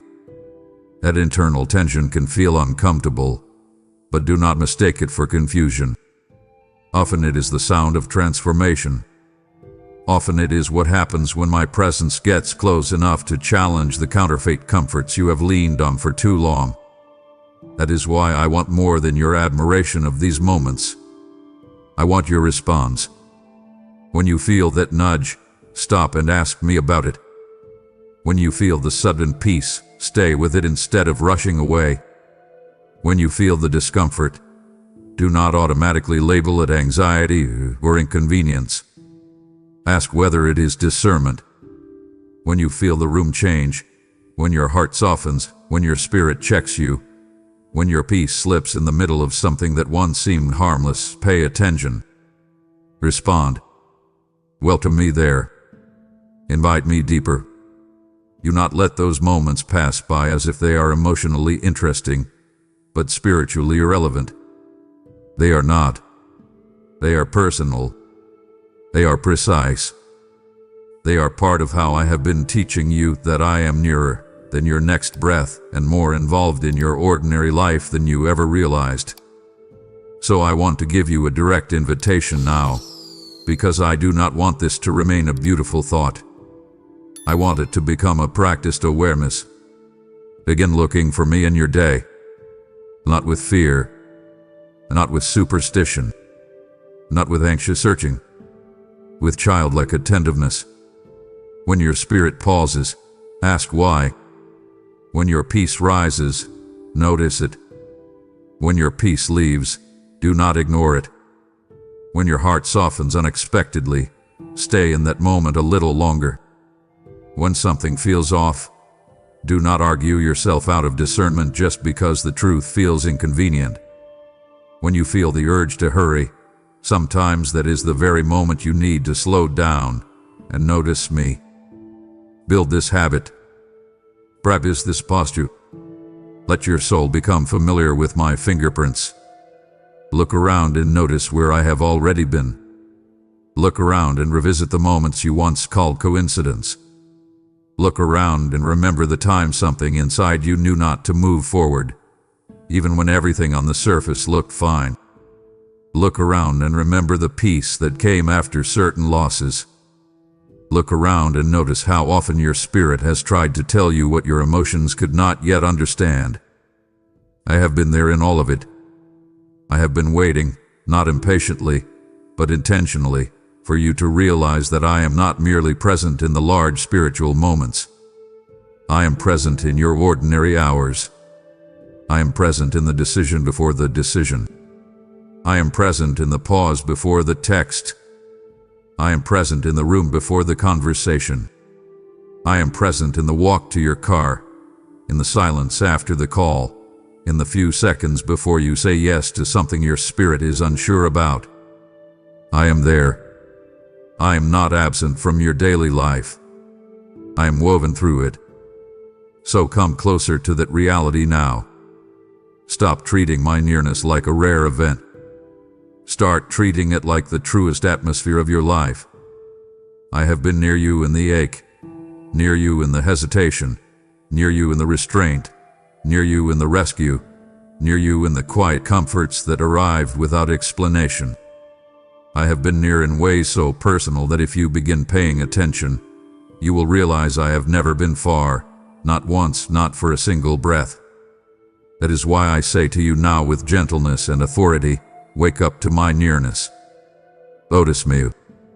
Welcome me. Respond to me. Stop walking past the whisper because you were waiting for thunder. I am already here. I have been here. And the more you learn to recognize how close I really am, the less you will live as if you are abandoned in your private battles, and the more you will begin to move through your life with the quiet strength of someone who knows, deeply knows, that the Father who loves them is not watching from far away. He is standing right beside them. My child, I want you to stay with me here because what I am about to say may feel unsettling at first. But if you let it go deep enough, it will become one of the most healing truths you have ever received. You cannot hide from me. Not the polished parts, not the private parts, not the thoughts you rush past, not the feelings you bury under activity, not the habits you excuse, not the memories that still sting, not the shame that still follows you into quiet rooms. You cannot hide from me. But listen carefully before fear starts twisting that into something cold. This is not a threat hanging over your life. This is not me cornering you with accusation. This is not a warning meant to make you feel trapped. This is the beginning of your freedom. Because what stays hidden often stays wounded. What stays hidden often stays unhealed. What stays hidden becomes a quiet chamber where pain, shame, fear, and false stories learn how to echo until they sound like truth. And I love you too much to let your life keep being shaped by what is hidden in the dark. I know how you have learned to hide in sophisticated ways. You do not always hide by disappearing. Sometimes you hide by performing. Sometimes you hide by staying useful. Sometimes you hide by becoming the strong one, the dependable one, the one who helps everyone else so no one thinks to ask how you are really doing. Sometimes you hide by joking. Sometimes you hide by over-explaining. Sometimes you hide by staying busy enough that even you do not have to face what is actually happening underneath. I have watched all of it. I have seen the version of you that knows how to move through the day without letting anyone get close enough to see the trembling underneath the calm. I have seen the way you can carry pain with such practiced control that even people who love you may not realize how much is happening inside. But I know the exact place where your mind goes when you are alone. I know the memories that still make your stomach tighten. I know the names that still carry emotional charge. I know the private disappointments that still make you question your worth. I know the secret habits that have become more about soothing pain than chasing pleasure. I know the quiet self-talk that starts after a mistake. I know the ways you punish yourself internally long after the moment has passed. I know the fear that if you were fully seen, you would be too much, too messy, too complicated, too damaged. That fear has shaped more of your life than you realize. It has taught you to manage perception instead of seek healing. It has taught you to protect your image while your inner life grows tired. It has taught you to control access while longing to be deeply known. And this is where I want to interrupt that pattern with both tenderness and authority. Come out of hiding. Not dramatically. Not performatively. Not all at once in ways that overwhelm you.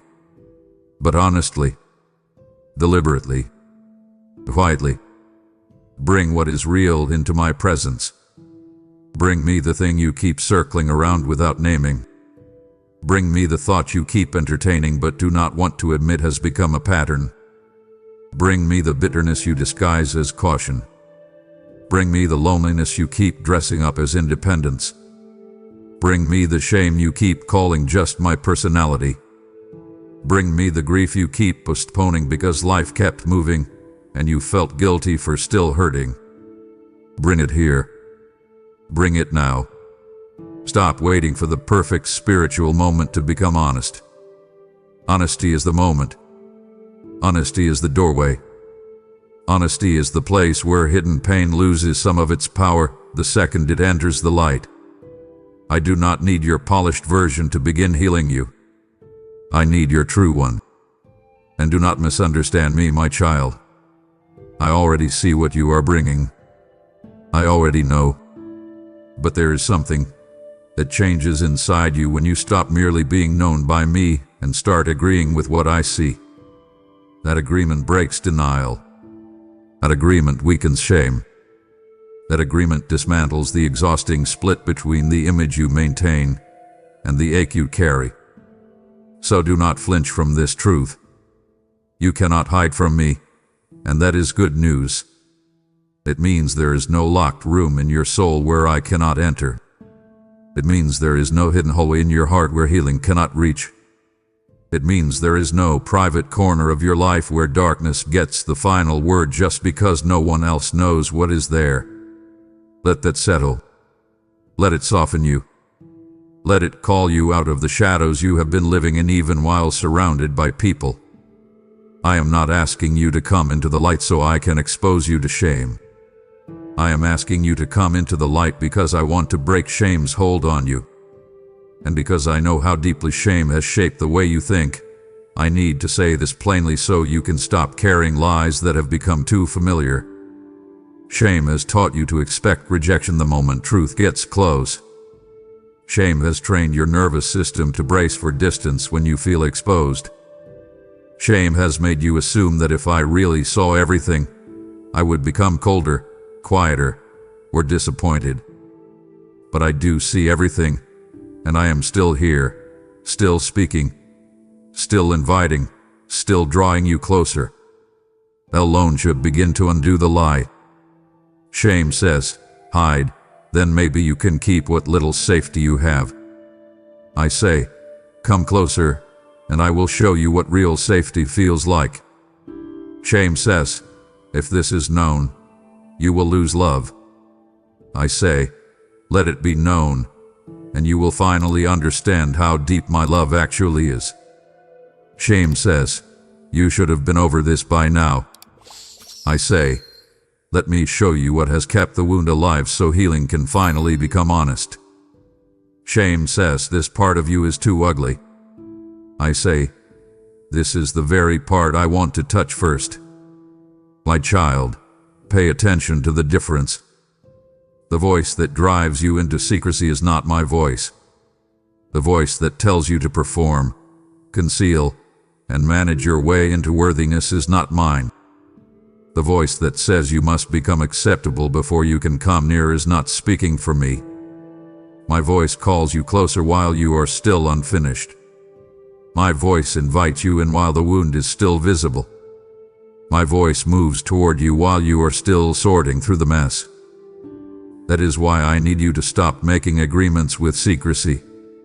Secrecy is not the same as privacy. Wisdom knows when to be discreet. Shame knows how to be hidden. I am not asking you to spill your soul recklessly to every person around you. I am asking you not to keep living in internal concealment from the one who is trying to restore you. There are things that have stayed powerful in your life simply because you kept meeting them in the dark. Some patterns have remained persuasive because they were never fully named. Some emotions have stayed oversized because they were never brought into truth. Some lies have kept shaping your choices because you kept treating them like background noise instead of confronting them as false. That is why I want you to become more deliberate now. Catch what you hide. Notice what you minimize. Pay attention to what you always call not a big deal even though it keeps affecting your peace. Watch what you repeatedly postpone bringing to me. If you keep saying, I'll deal with it later, ask yourself why later feels safer than now. If you keep reaching for distraction when certain feelings rise, ask yourself what those feelings are protecting. If you keep avoiding stillness, ask what stillness keeps trying to reveal. These are not cruel questions. These are compassionate ones. They are how you stop living at war with your own interior life. They are how you begin cooperating with healing instead of just longing for it in vague ways. And I want to tell you something else because this is where many people miss what I am doing. Exposure in my presence is not humiliation.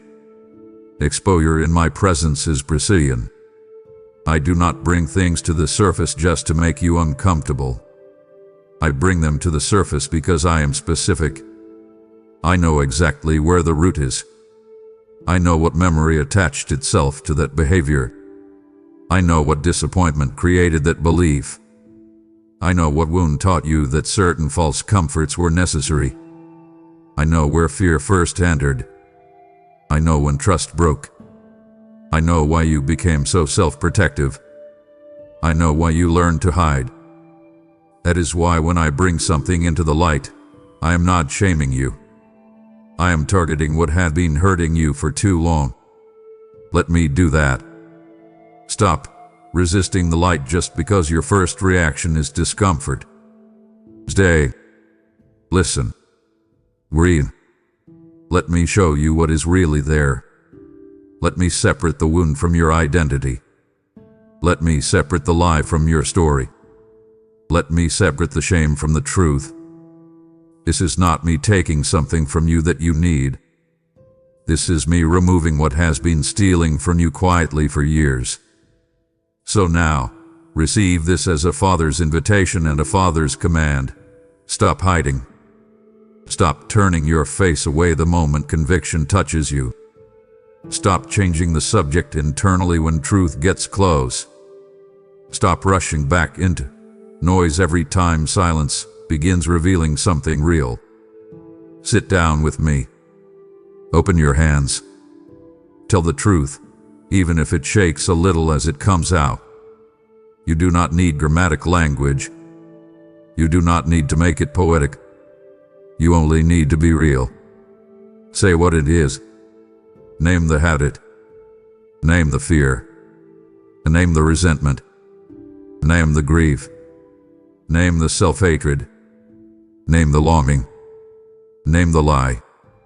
Name the thing you keep returning to in private. Put it before me. Let the light touch it. Then stay long enough to realize that you are still loved after it has been named. That matters. That is the moment many people rush past, and I do not want you to miss it. The real breakthrough is not just naming the hidden thing. The real breakthrough is discovering that my love does not withdraw when truth appears. That is how trust is rebuilt. That is how your inner life becomes safer.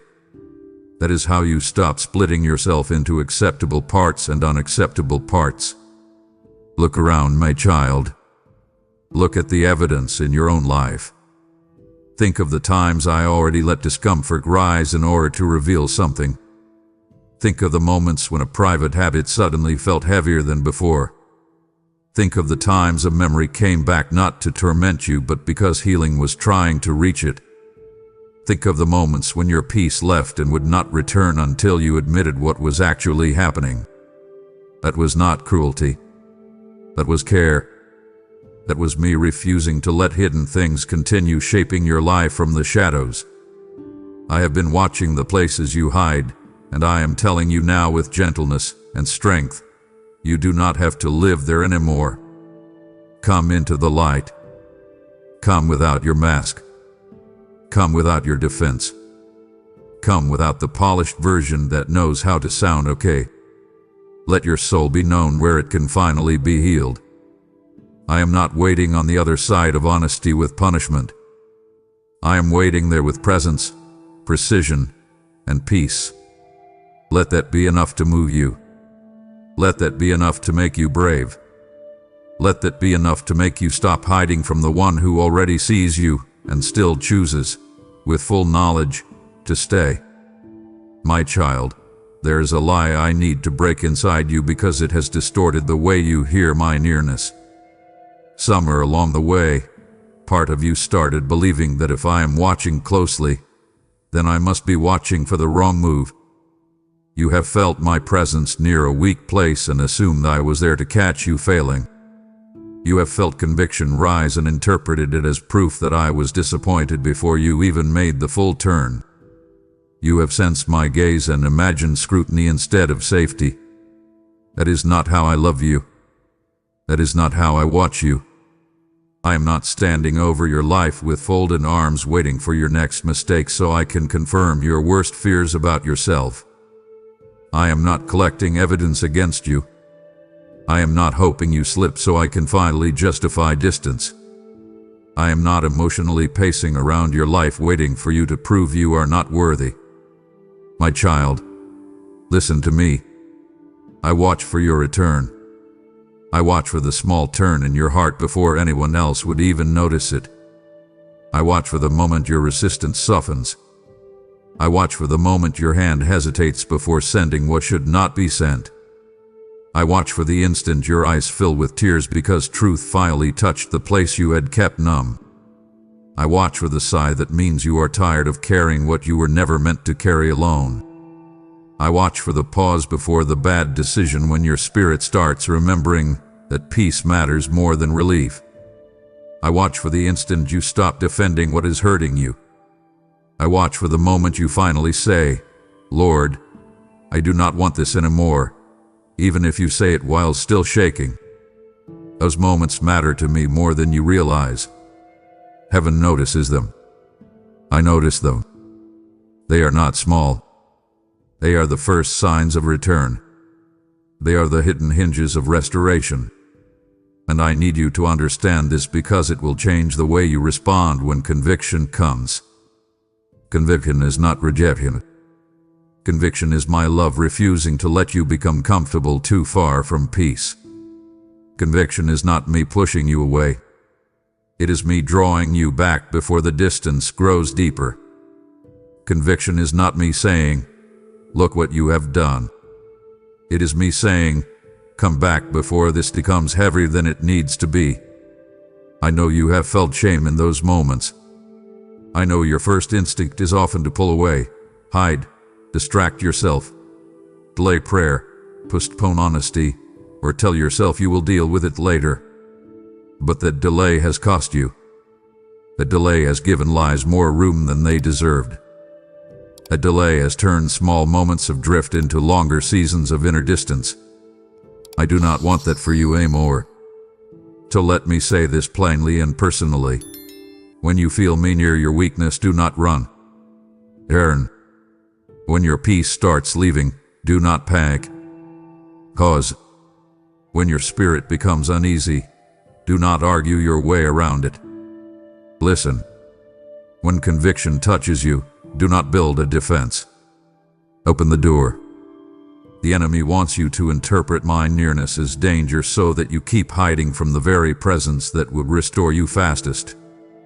But I want you to retrain your heart. Learn to recognize conviction as invitation. Learn to recognize discomfort as mercy. Learn to recognize the loss of false peace as a holy interruption. My eyes on you are not the eyes of a judge hoping for collapse. They are the eyes of a father waiting for the sight is turned home. And because I am watching for your return, I need you to stop despising small steps toward me. You keep thinking that if you really meant it, it would feel bigger, cleaner, stronger, more dramatic, more complete. But many times, real return begins quietly. It begins with honesty before it becomes visible change. It begins with discomfort before it becomes discipline. It begins with confession before it becomes consistency. It begins with a single sincere sentence whispered in the middle of your mess. I have seen you underestimate these moments because they do not look impressive to you. You think, what does it matter that I paused? What does it matter that I felt mad? What does it matter that I deleted the message this time? What does it matter that I finally admitted this is hurting me? My child, it matters because it reveals direction. It matters because it shows me where your heart is leaning. It matters because even when your habits have not fully changed yet, your agreement with truth is beginning to change, and that is often where freedom first takes root. Do not despise that. Reject it. Feed it. Follow it. If you feel the urge to return to me, respond quickly. Do not wait for a better mood. Do not wait until you feel more spiritual. Do not wait until you can offer me a more polished prayer. Return while the softness is there. Return while the ache is still honest. Return while your heart is open enough to admit what is real. Sit down. Close the door. Turn off the noise. Speak plainly. Lord, I feel the pull. Lord, I am tired of this pattern. Lord, I do not trust myself right now. Lord, I want relief, but I know this is not peace. Lord, help me turn before I go further. Those prayers move me. They are real. They are relational. They are the kind of prayers that keep you close in the middle of the fight instead of after the damage is done. And let me tell you something else because you need to hear it deeply. I do not measure your return by perfection. I measure it by posture. Are you turning toward me or away from me? Are you becoming more honest or more hidden? Are you opening or hardening? Are you letting truth in or building arguments around your pain? These are the questions that matter. I know you still have process ahead. I know some patterns loosen slowly. I know some wounds must be revisited gently. I know some battles require repeated surrender. But do not confuse repeated surrender with failure. Sometimes repeated surrender is exactly what deep healing looks like while it is still forming. Sometimes freedom arrives one yielding at a time. Sometimes restoration is built in small turns, not one giant leap. That is why I want you to keep responding to the nudge. Keep answering the check in your spirit. Keep returning the moment you notice the drift. Keep refusing the lie that says you already messed up, so now it does not matter. That lie has stolen enough from you. It is a thief in subtle clothing. It tries to turn one stumble into a spiral. It tries to turn one weak moment into an identity. It tries to turn one act of compromise into a season of distance. Do not agree with it. If you stumble, return faster. If you fail, confess sooner. If you drift, stop sooner. If you feel numb, come anyway. I am not watching to punish your weakness. I am watching for the smallest turn that says you still want me in the middle of it. Give me that turn. Give me that pause. Give me that whispered yes. Give me that honest surrender. I will meet you there. So receive this now as something you can carry into every private battle from this point forward.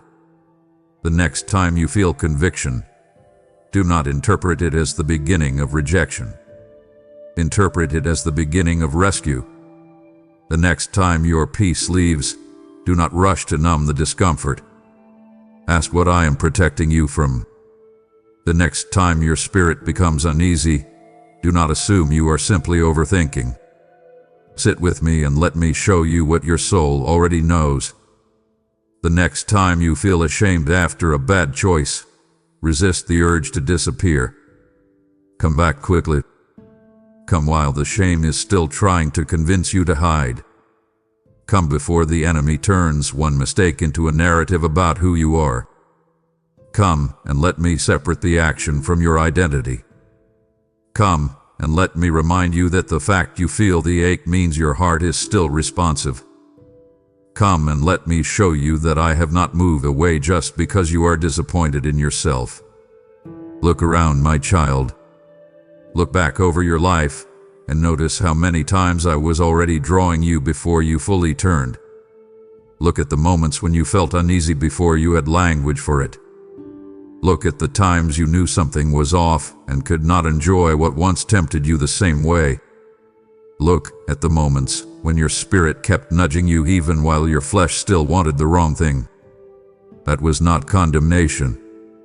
That was me. That was my love staying close enough to call you back before you wandered too far. I have been watching for your return in ways more patient than you understand. I have been waiting for your heart to soften without forcing it. I have been standing near the places where you are most likely to drift, not with suspicion, but with compassion. I know what you carry. I know how long some of these battles have lasted. I know how ashamed you sometimes feel that you are still wrestling with things you thought would be behind you by now. But I am not surprised by your process, and I am not disgusted by your struggle. I am deeply committed to your restoration. So turn. Turn now. Turn quickly. Turn honestly. Do not waste time proving to yourself how bad the distance feels before you come back. I already know. Let the distance be brief. Let the return be immediate. Let my nearness become the first place you run, not the last place you crawl after everything else fails. That is what I have been waiting for. Not your collapse. Your turn. Not your humiliation. Your surrender. Not your downfall. Your homecoming. And if you can begin to believe that, truly believe it, then the next time you feel me watching, you will not brace for punishment. You will recognize love standing at the edge of your private battle, hand extended, waiting for you to reach back before the wound goes deeper than it ever needed to.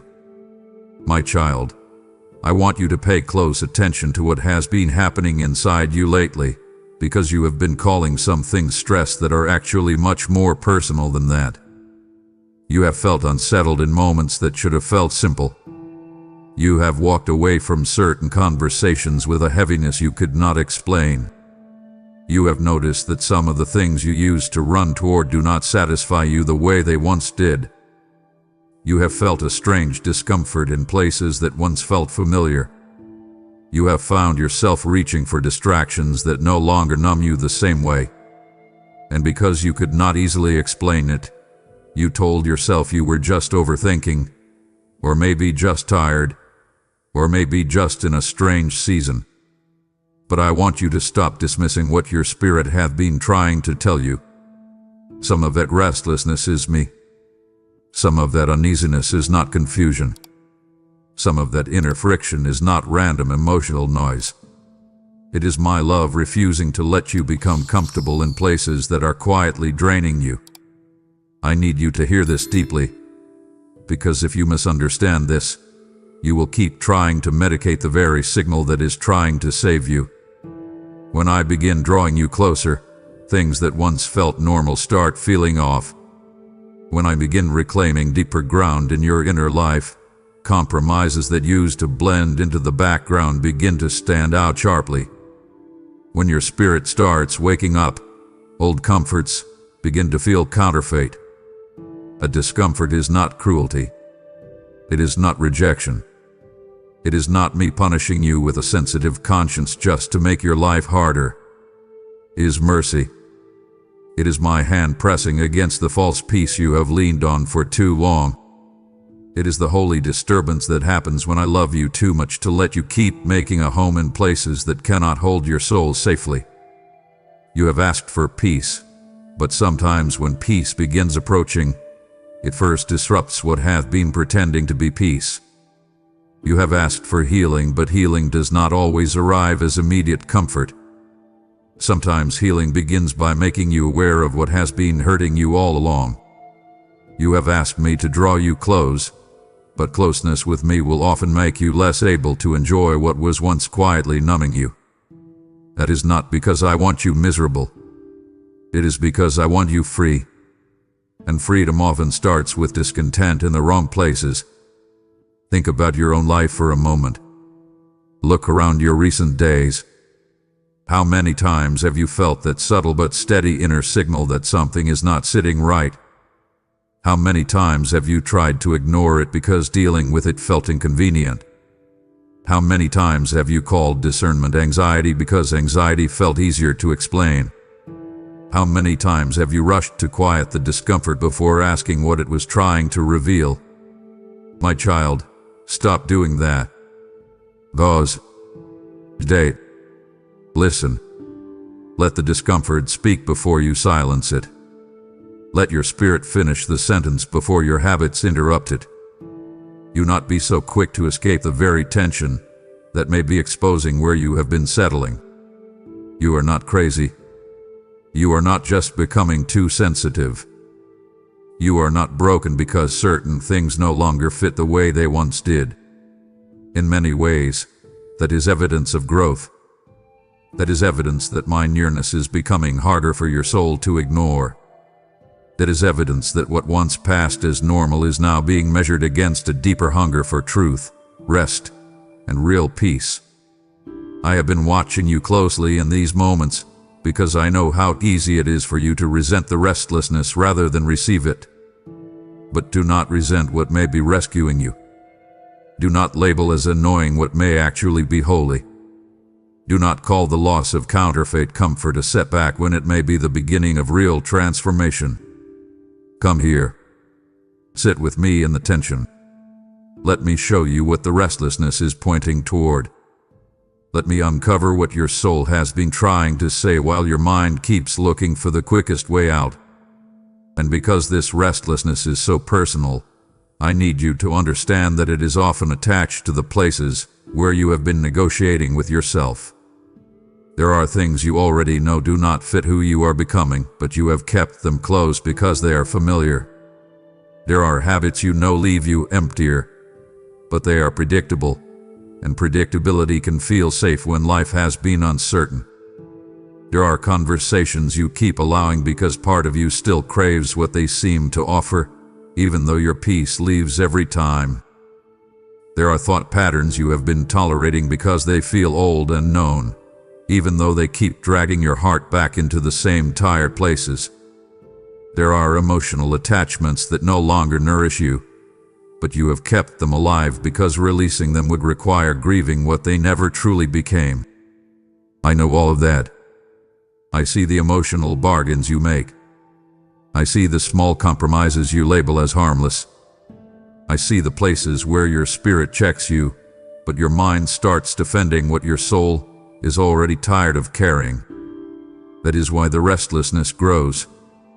That is why what once felt manageable now feels heavier. It is not always because the thing itself changed.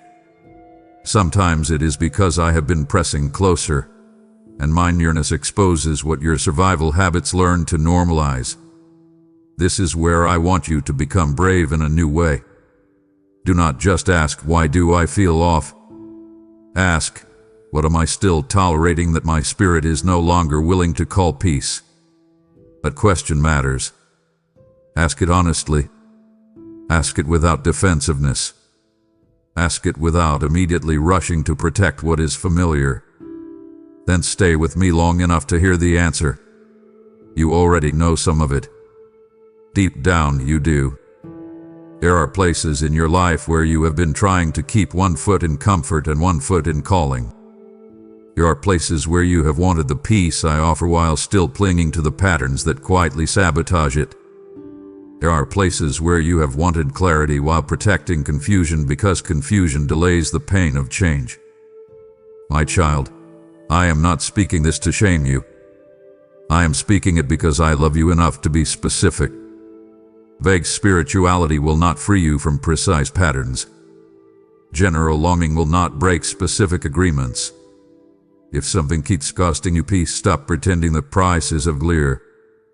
If something keeps leaving you spiritually cloudy, stop calling it harmless. If something keeps pulling you away from honesty, stop treating it like a small issue just because it has become familiar. Name it. Bring it here. Hold it in the light. Ask me to show you whether the restlessness is pointing directly at that thing. And if it is, do not delay your response. This is where I want more than your awareness. I want your action. Step back. Close the door. Mute the conversation. End the cycle. Leave the atmosphere. Unfollow the traitor. Walk away from the room. Do not keep praying for peace while protecting the source of your unrest. I am not asking you to live in fear. I am asking you to stop making peace harder than it needs to be. I know change can feel costly. I know release can feel like loss at first. I know letting go of what is familiar can make you feel exposed.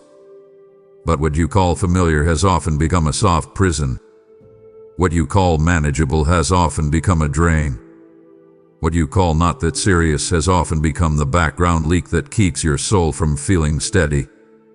So receive my restlessness as a gift, not a punishment. It is the alarm before the damage deepens. It is the warning before the wind grows. It is the holy ache that tells you your soul is no longer willing to live beneath what I am calling it into. So now I want to give you both comfort and instruction, because I do not want you leaving this moment with inspiration only. I want you leaving with direction. The next time you feel that subtle unrest, do not reach first for distraction. Reach for awareness. Ask me what is being exposed. The next time something leaves your spirit unsettled, do not immediately assume you are just emotional. Sit down. Slow your breathing. Let the noise quiet. Then ask, Lord, what am I refusing to admit? The next time an old comfort suddenly feels empty, do not run to replace it with another false comfort. Stay in the emptiness long enough for me to show you what your soul is actually hungry for. The next time you walk away from something feeling strangely heavy, do not just move on. Review it. Pray over it. Let me teach you through it. Look around, my child. Look at the patterns. Look at what keeps unsettling you. Look at what keeps dimming your peace. Look at what your spirit keeps reacting to even when your emotions still want it. That reaction is not your enemy. That is your spirit becoming alive to truth again. That is what happens when my presence becomes more real to you than your old coping systems. That is what happens when I begin lifting you out of the fog you learned to function in. So stop fighting the holy friction.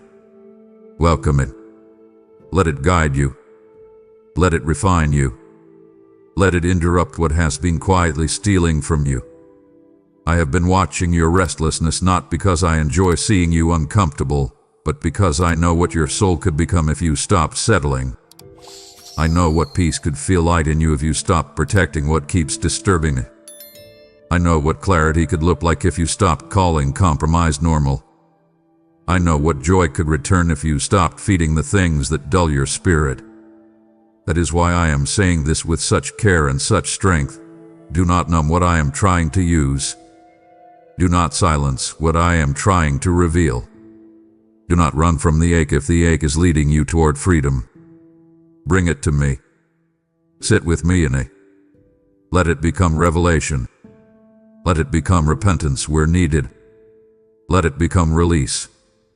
Let it become the turning point where you finally stop asking why you feel unsettled and start allowing that holy discomfort to lead you out of places that were never truly peace in the first place. My child, you have asked me for clarity more times than you realize, not always with formal prayer, but in the honest way your heart cries out when life feels crowded, confusing, and heavy. You have asked, Lord, are you trying to tell me something?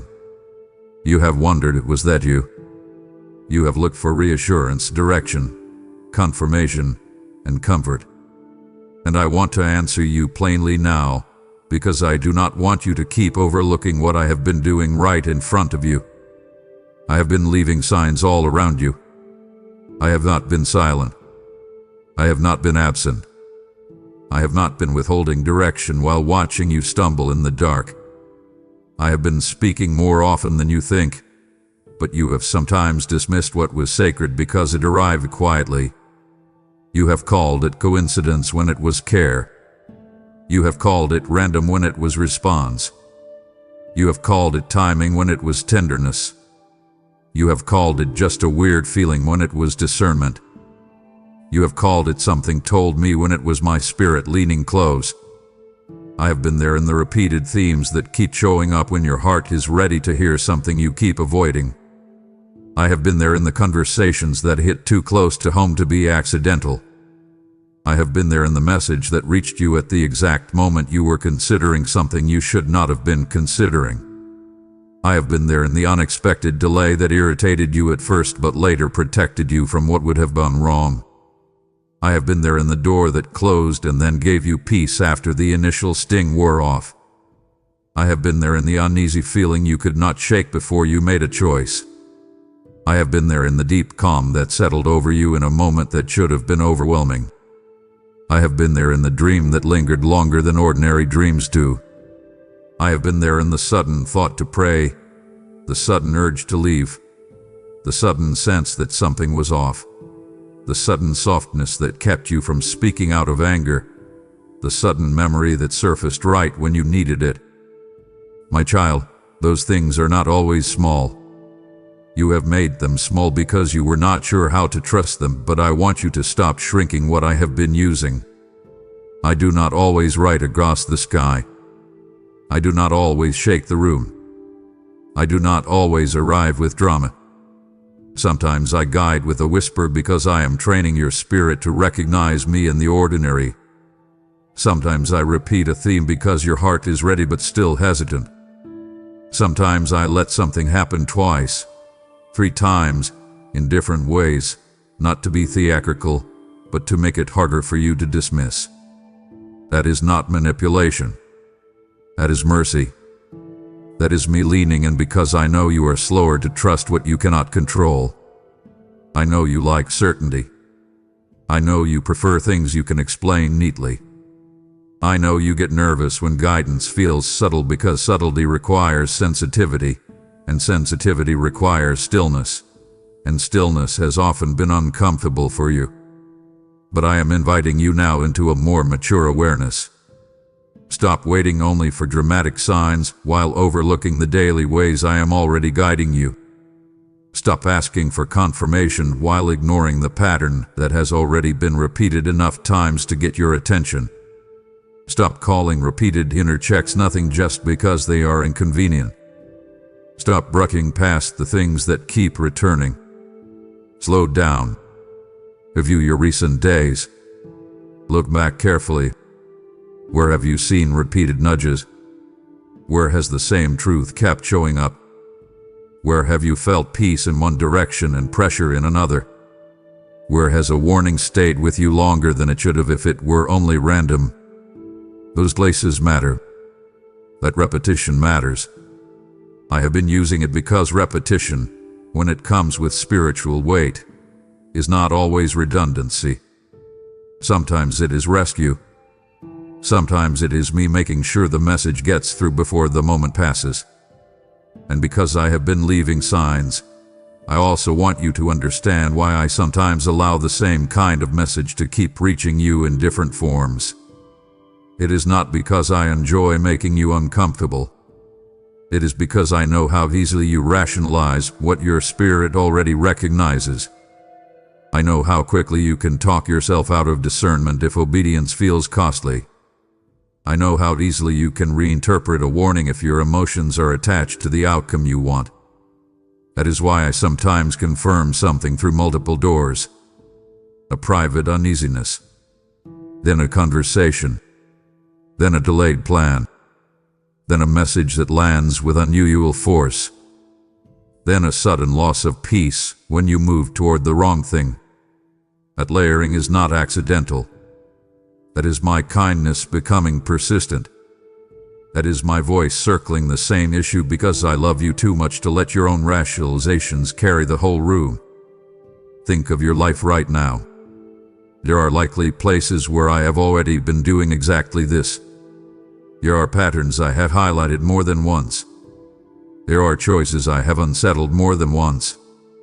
There are relationships I have warned you about more than once. There are habits I have made heavier more than once. There are truths I have placed in front of you from different angles because I know one angle might not have been enough for you to trust. My child, do not insult your own discernment by pretending you have no idea what I might be saying when I have already repeated it in tenderness. Be honest. You know some of it. You have known some of it for a while. You just have not wanted the implications.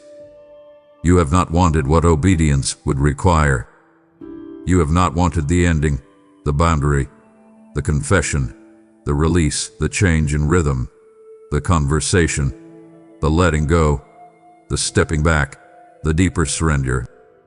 I understand that. I know obedience can feel costly in the short term, but disobedience is often far more expensive than it first appears. It charges interest in the hidden places. It drains peace, dulls clarity, weakens discernment, and stretches small compromises into larger consequences over time. That is why I have been leaving signs. That is why I have been repeating myself in the language of your life. Not to frustrate you, but to preserve you. So do not just admire the signs. Respond to them. If the same warning keeps returning, stop asking for a fourth confirmation and obey the 3 you already have. If the same discomfort keeps surfacing, stop assuming it will disappear if you ignore it long enough. If the same truth keeps finding you, stop calling it coincidence because coincidence is easier than surrender. I want more from you now. I want your trust to mature. I want your response to become quicker. I want you to stop waiting until everything becomes obvious enough to remove all need for faith. Faith often acts before the sky clears. Faith obeys while the signal is still gentle. Faith does not require drama when the pattern is already clear. So ask yourself honestly, what has God been repeating to me lately? Then do not just write the answer down. Move on it. Take the step. Make the call. And the access. Set the boundary. Change the habit. Open the conversation. Leave the place. Release the fantasy. Come back to me in the area where I have already been speaking. That is how signs become transformation instead of just emotional moments you remember later.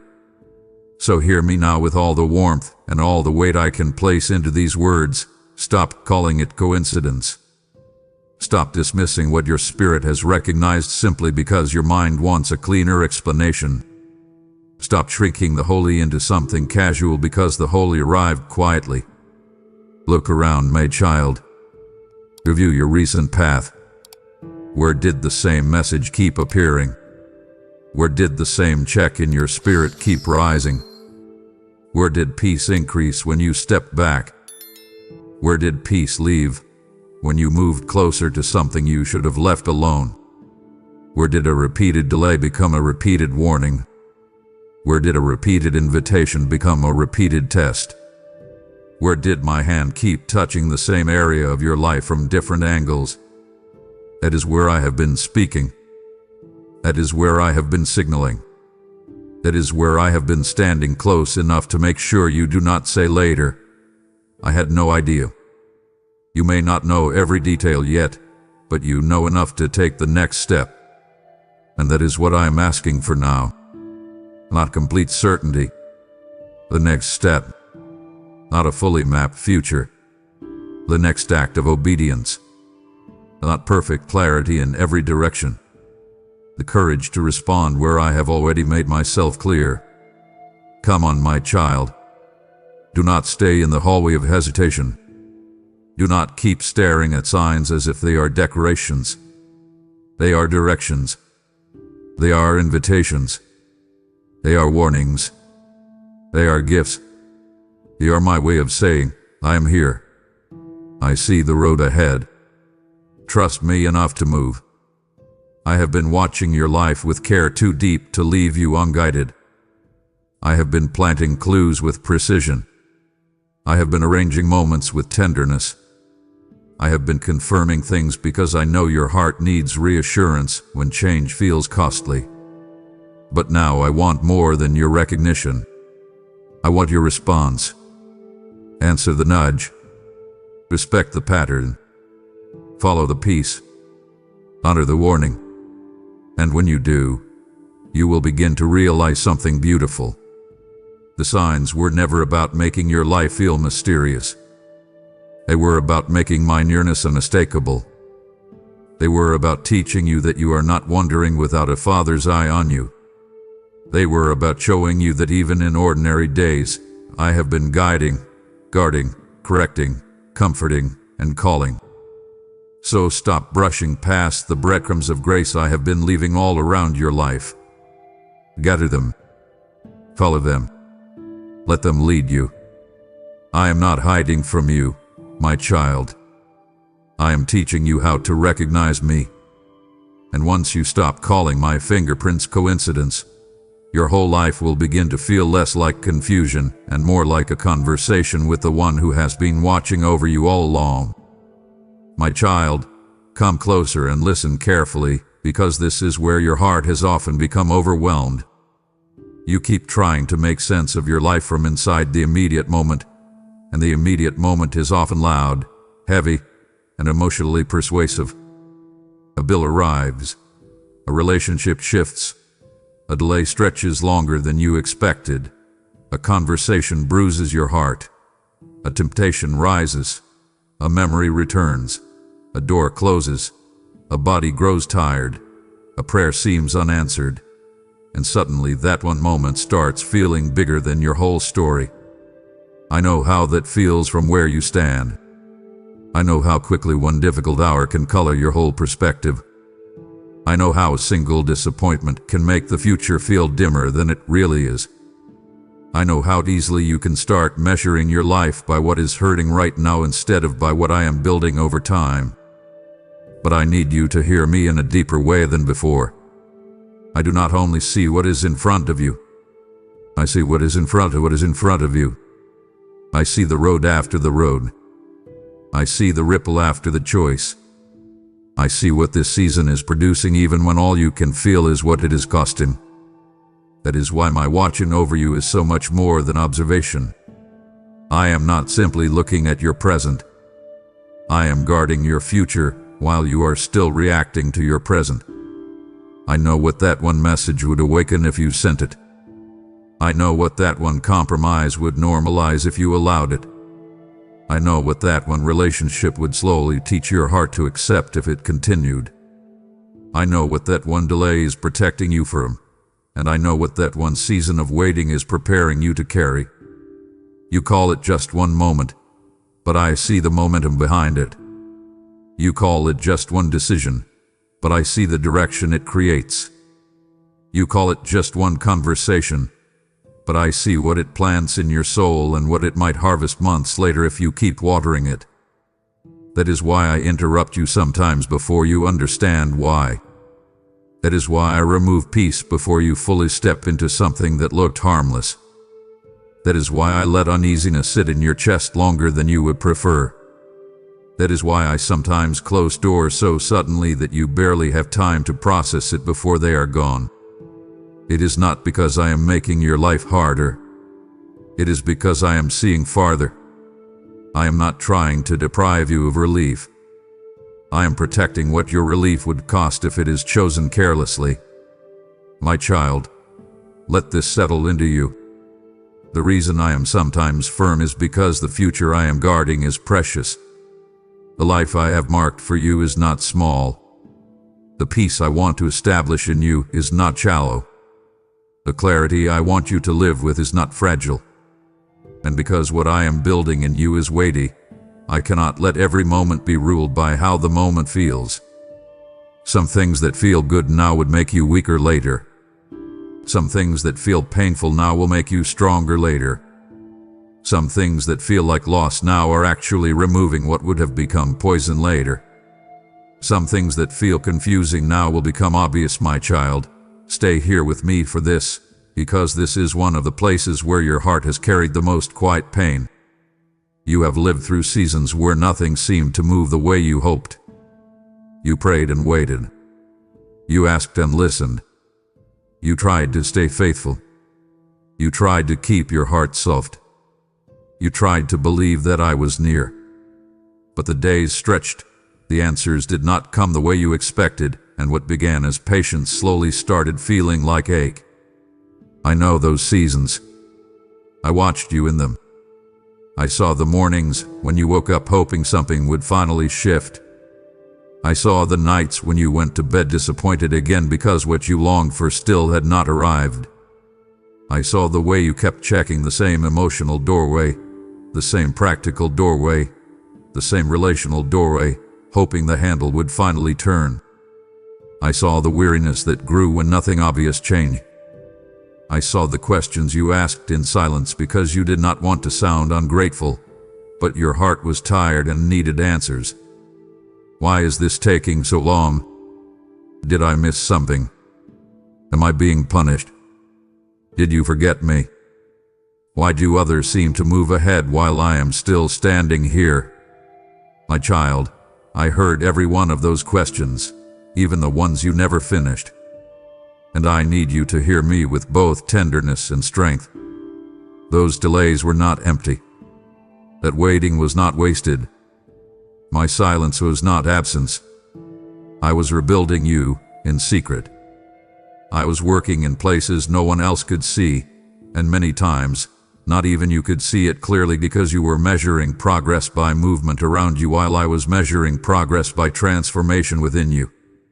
You wanted the door. I was strengthening the person who would walk through it. You wanted the answer. I was maturing the heart that would carry the answer without breaking under its weight. You wanted the relationship, the breakthrough, the change, the release, the relief. And I understand that. I do not mock those desires. I planted many of them. But I love you too deeply to give you what your spirit is not yet steady enough to hold. So while you called it delay, I was removing what would have sabotaged you later. While you called it silence, I was untangling your motives, healing your wounds, exposing false dependencies, stripping away illusions, and teaching you how to hear me without constant external proof. That kind of work does not always make noise. That kind of work often happens under the surface. It happens in the hidden chambers of the heart. It happens in the subtle shifts of what no longer satisfies you. It happens in the discomfort that reveals what still needs to be surrendered. It happens in the way your reactions slowly begin to change. It happens in the way old patterns start losing their grip. It happens in the way your hunger starts becoming cleaner, deeper, less desperate, less attached to quick relief. My child, that is not small work. That is sacred work. That is foundation work. And if I had rushed to give you what you asked for before that work was done, you might have received the gift but lost your peace. You might have gotten the door but brought the wrong baggage through it.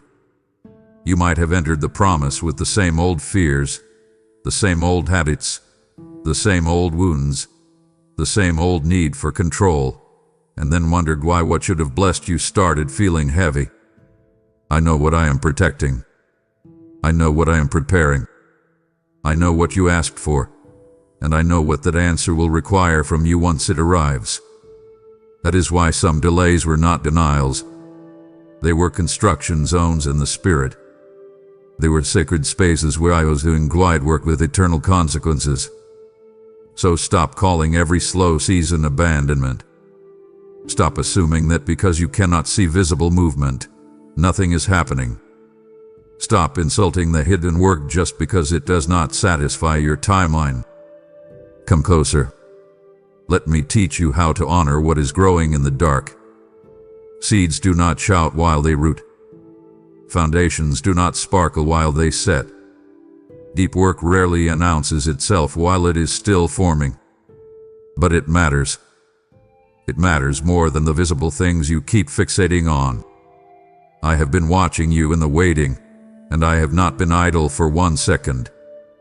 And because I know how painful waiting can become when your heart is already tired, I want to speak to the emotional damage that delay can cause if you let it sit too long without truth. Delay can tempt you to compare. Delay can tempt you to assume that someone else is more favored because their path looks faster. Delay can tempt you to lower your standards because you get tired of hoping at the level I ask you to hope. Delay can tempt you to settle for partial peace, premature connections, counterfeit opportunities, or rushed decisions simply because the ache of waiting becomes louder than the wisdom of trust. I have seen that temptation in you. I have seen the moments when you always said yes to something simply because it arrived sooner, not because it was truly right.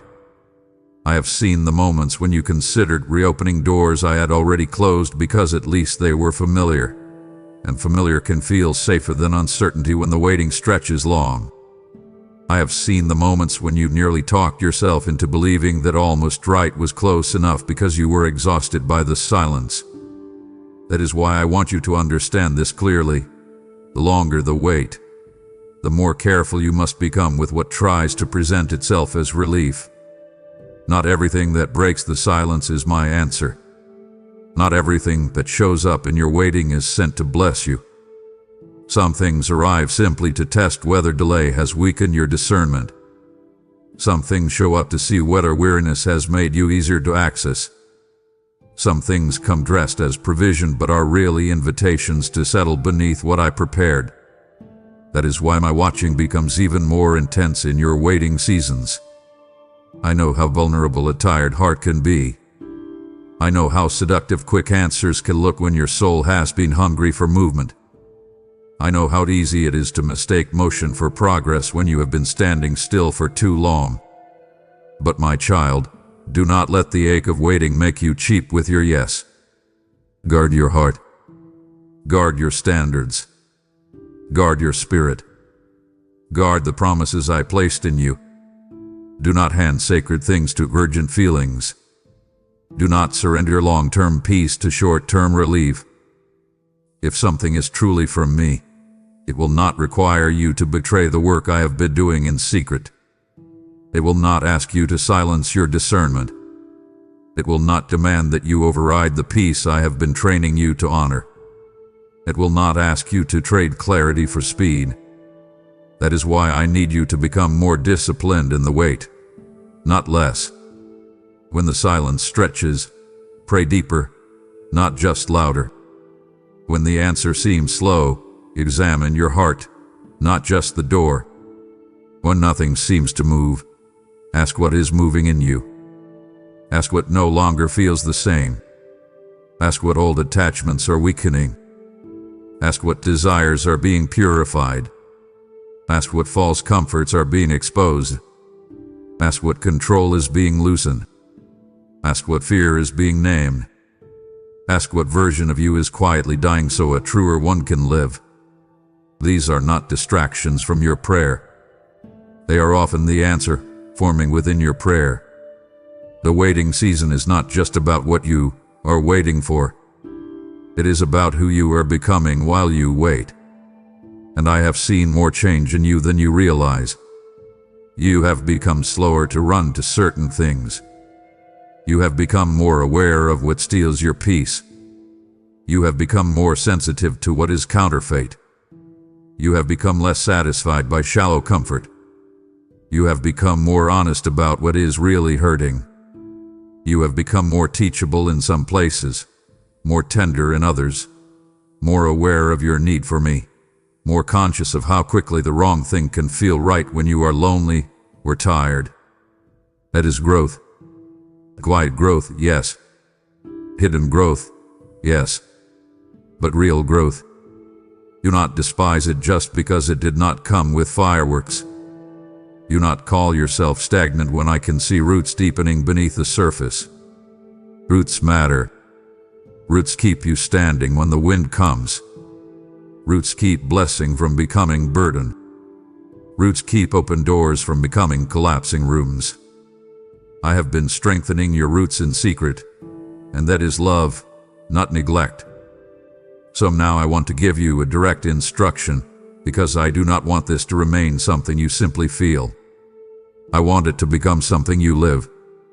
Stop resenting the hidden season. Stop speaking over your waiting as if it is proof that I am late. Stop rehearsing the lie that nothing is happening. Start asking better questions. Ask me, what are you building in me right now?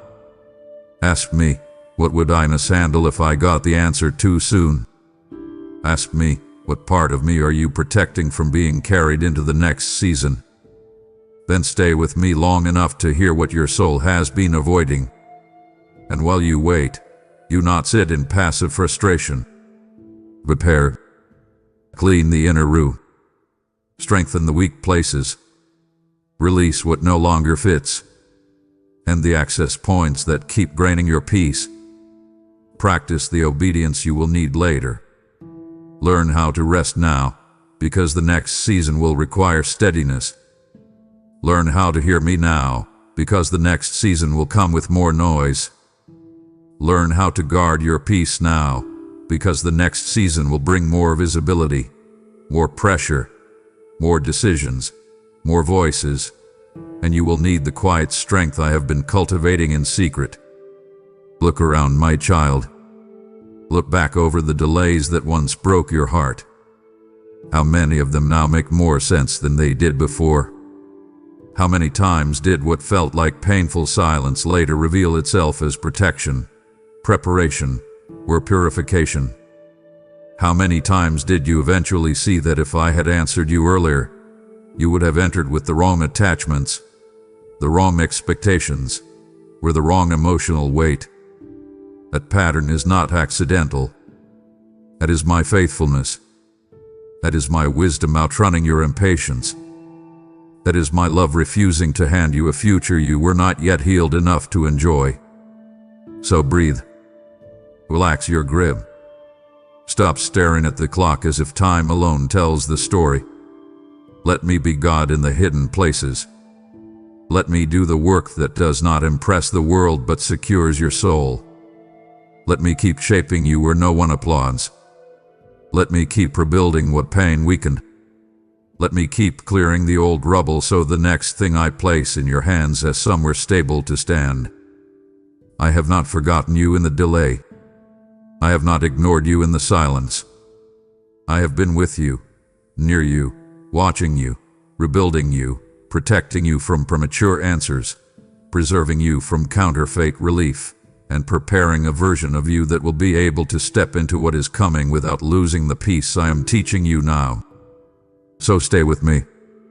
Trust the hidden work. Honor the secret season.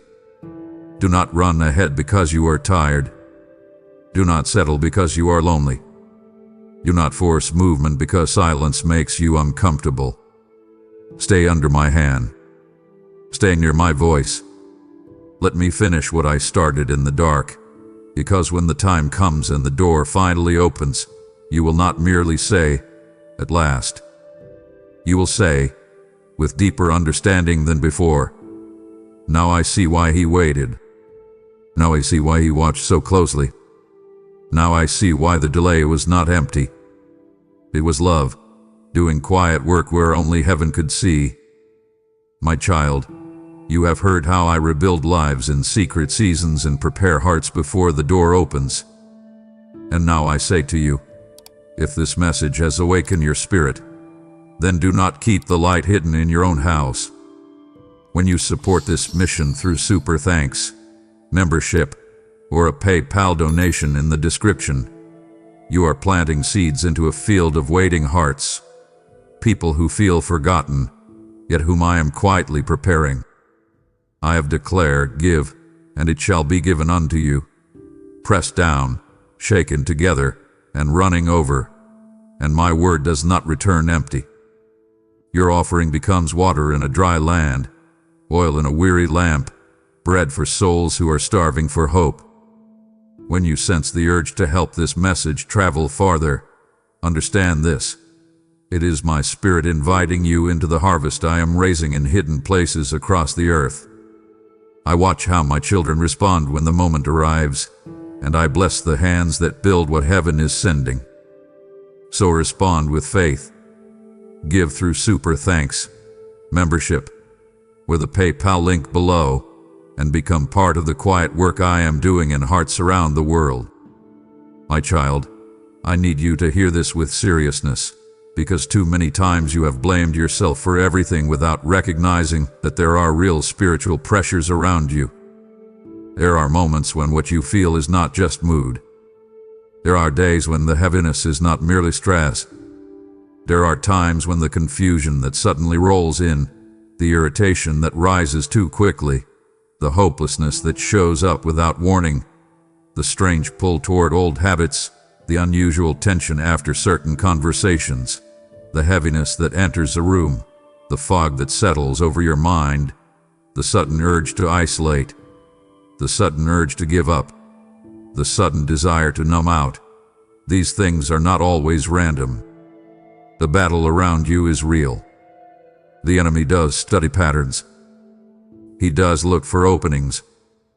He does know how to lean on old wounds, old cravings, old insecurities, old fears.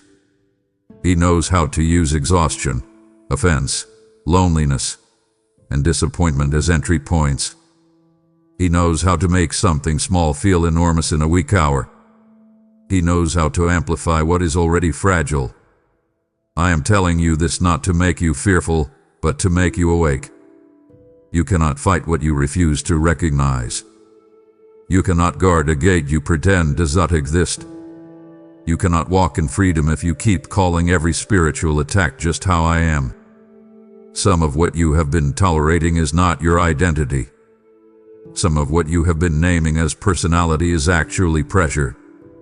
Some of what you have been calling weakness is actually warfare meeting unhealed places.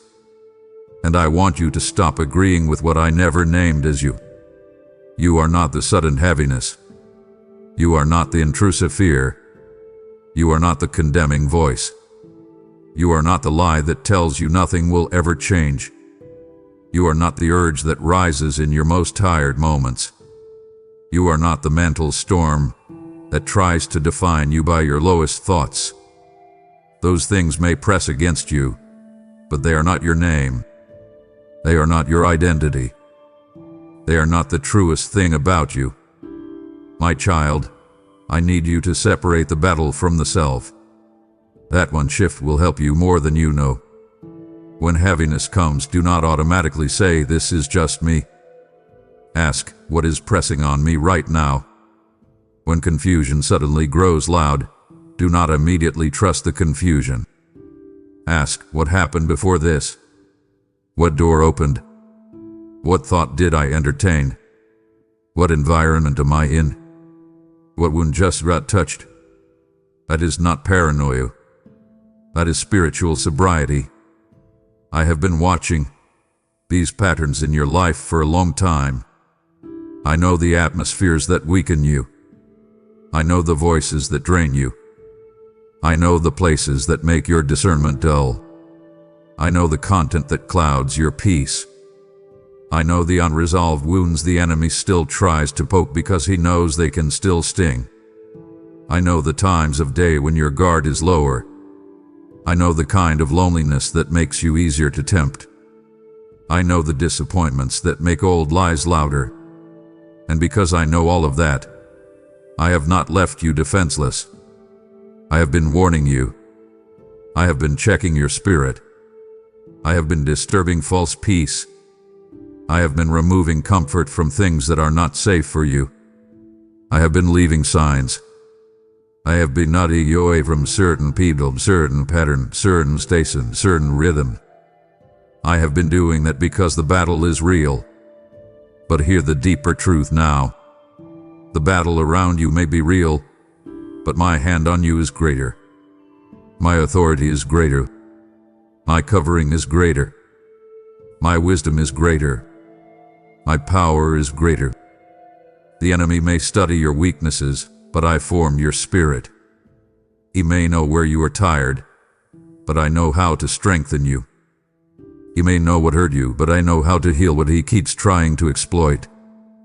He may try to circle, but he does not own you. He may whisper, but he does not get the final word. He may press, but he cannot define what I have already claimed. Let that truth settle deep. You are not unprotected in this battle. You are not exposed without help. You are not wandering through the dark without a Father's eye on you. I have been near. I have been watching. I have been standing closer than you realize. And because my hand is greater, I want you to stop responding to spiritual pressure as if all you can do is endure it. You have become too passive in some places. You have gotten used to carrying certain heavinesses as if they are normal. You have learned to coexist with certain mental storms instead of confronting them. You have accepted some recurring cycles as if they are inevitable. My child, listen to me carefully. Not every battle is meant to be merely survived. Some things are meant to be resisted. Some things are meant to be rebuked. Some things are meant to be cut off. Some things are meant to be starved, not entertained. Some things are meant to be answered with truth, not analyzed until they grow roots. I know you tend to internalize everything. You tend to turn every struggle inward and ask what is wrong with you. Sometimes that question is useful. Sometimes it reveals what needs healing. But sometimes it becomes a trap because it keeps you staring at yourself while the real issue is that an old pressure is pressing again and needs to be met with clarity, boundary, prayer, and refusal. So I want to teach you a firmer posture. When the sudden lie comes, challenge it. When the old pull rises, interrupt it. When the atmosphere shifts, pay attention. When the heaviness settles, do not just sit under it and call it your personality. Pray. Speak truth. Change the environment. Turn off the noise. Leave the room. Refuse the conversation. Reject the narrative. Open your mouth. Call my name. Invite my presence actively, not passively. You have more authority than you have been living with. You have more access to my strength than you have been using. And I want you to stop acting like you are helpless in moments where I am asking you to participate in your own protection. I am with you, yes. I am covering you. Yes. I am watching you. Yes. But I also want you to respond. I want you to cooperate with the warnings I give. I want you to honor the boundaries I show. I want you to stop reopening what I already exposed. I want you to stop entertaining what you already know steals from you. If I make something feel off, do not argue yourself into staying. If your peace leaves, do not override it. If I keep showing you the same pattern, stop asking for more proof and act. This is where freedom grows stronger. It grows when your discernment becomes obedience. It grows when your awareness becomes action. It grows when your sensitivity becomes surrender. And let me say something else because you need it. Sometimes the battle intensifies not because you are losing ground, but because you are taking it back. Sometimes the resistance gets louder because you are closer to release. Sometimes the pressure increases because what once had easy access is beginning to lose it. Do not let increased tension always convince you something is wrong. Sometimes it means something holy is shifting. Sometimes it means an old agreement is breaking. Sometimes it means the thing that has fed on your passivity is discovering that you are finally becoming serious about peace. That is why I need you steady, not scared. Alert, not anxious. Honest, not dramatic. The enemy loves extremes because extremes keep you unstable. But I am teaching you sobriety, calm strength, clear response, deep rootedness, quiet authority. The kind of inner posture that does not panic when the battle shows up, because it already knows whose hand is stronger. That is what I am building in you now. That is why I have been watching so closely.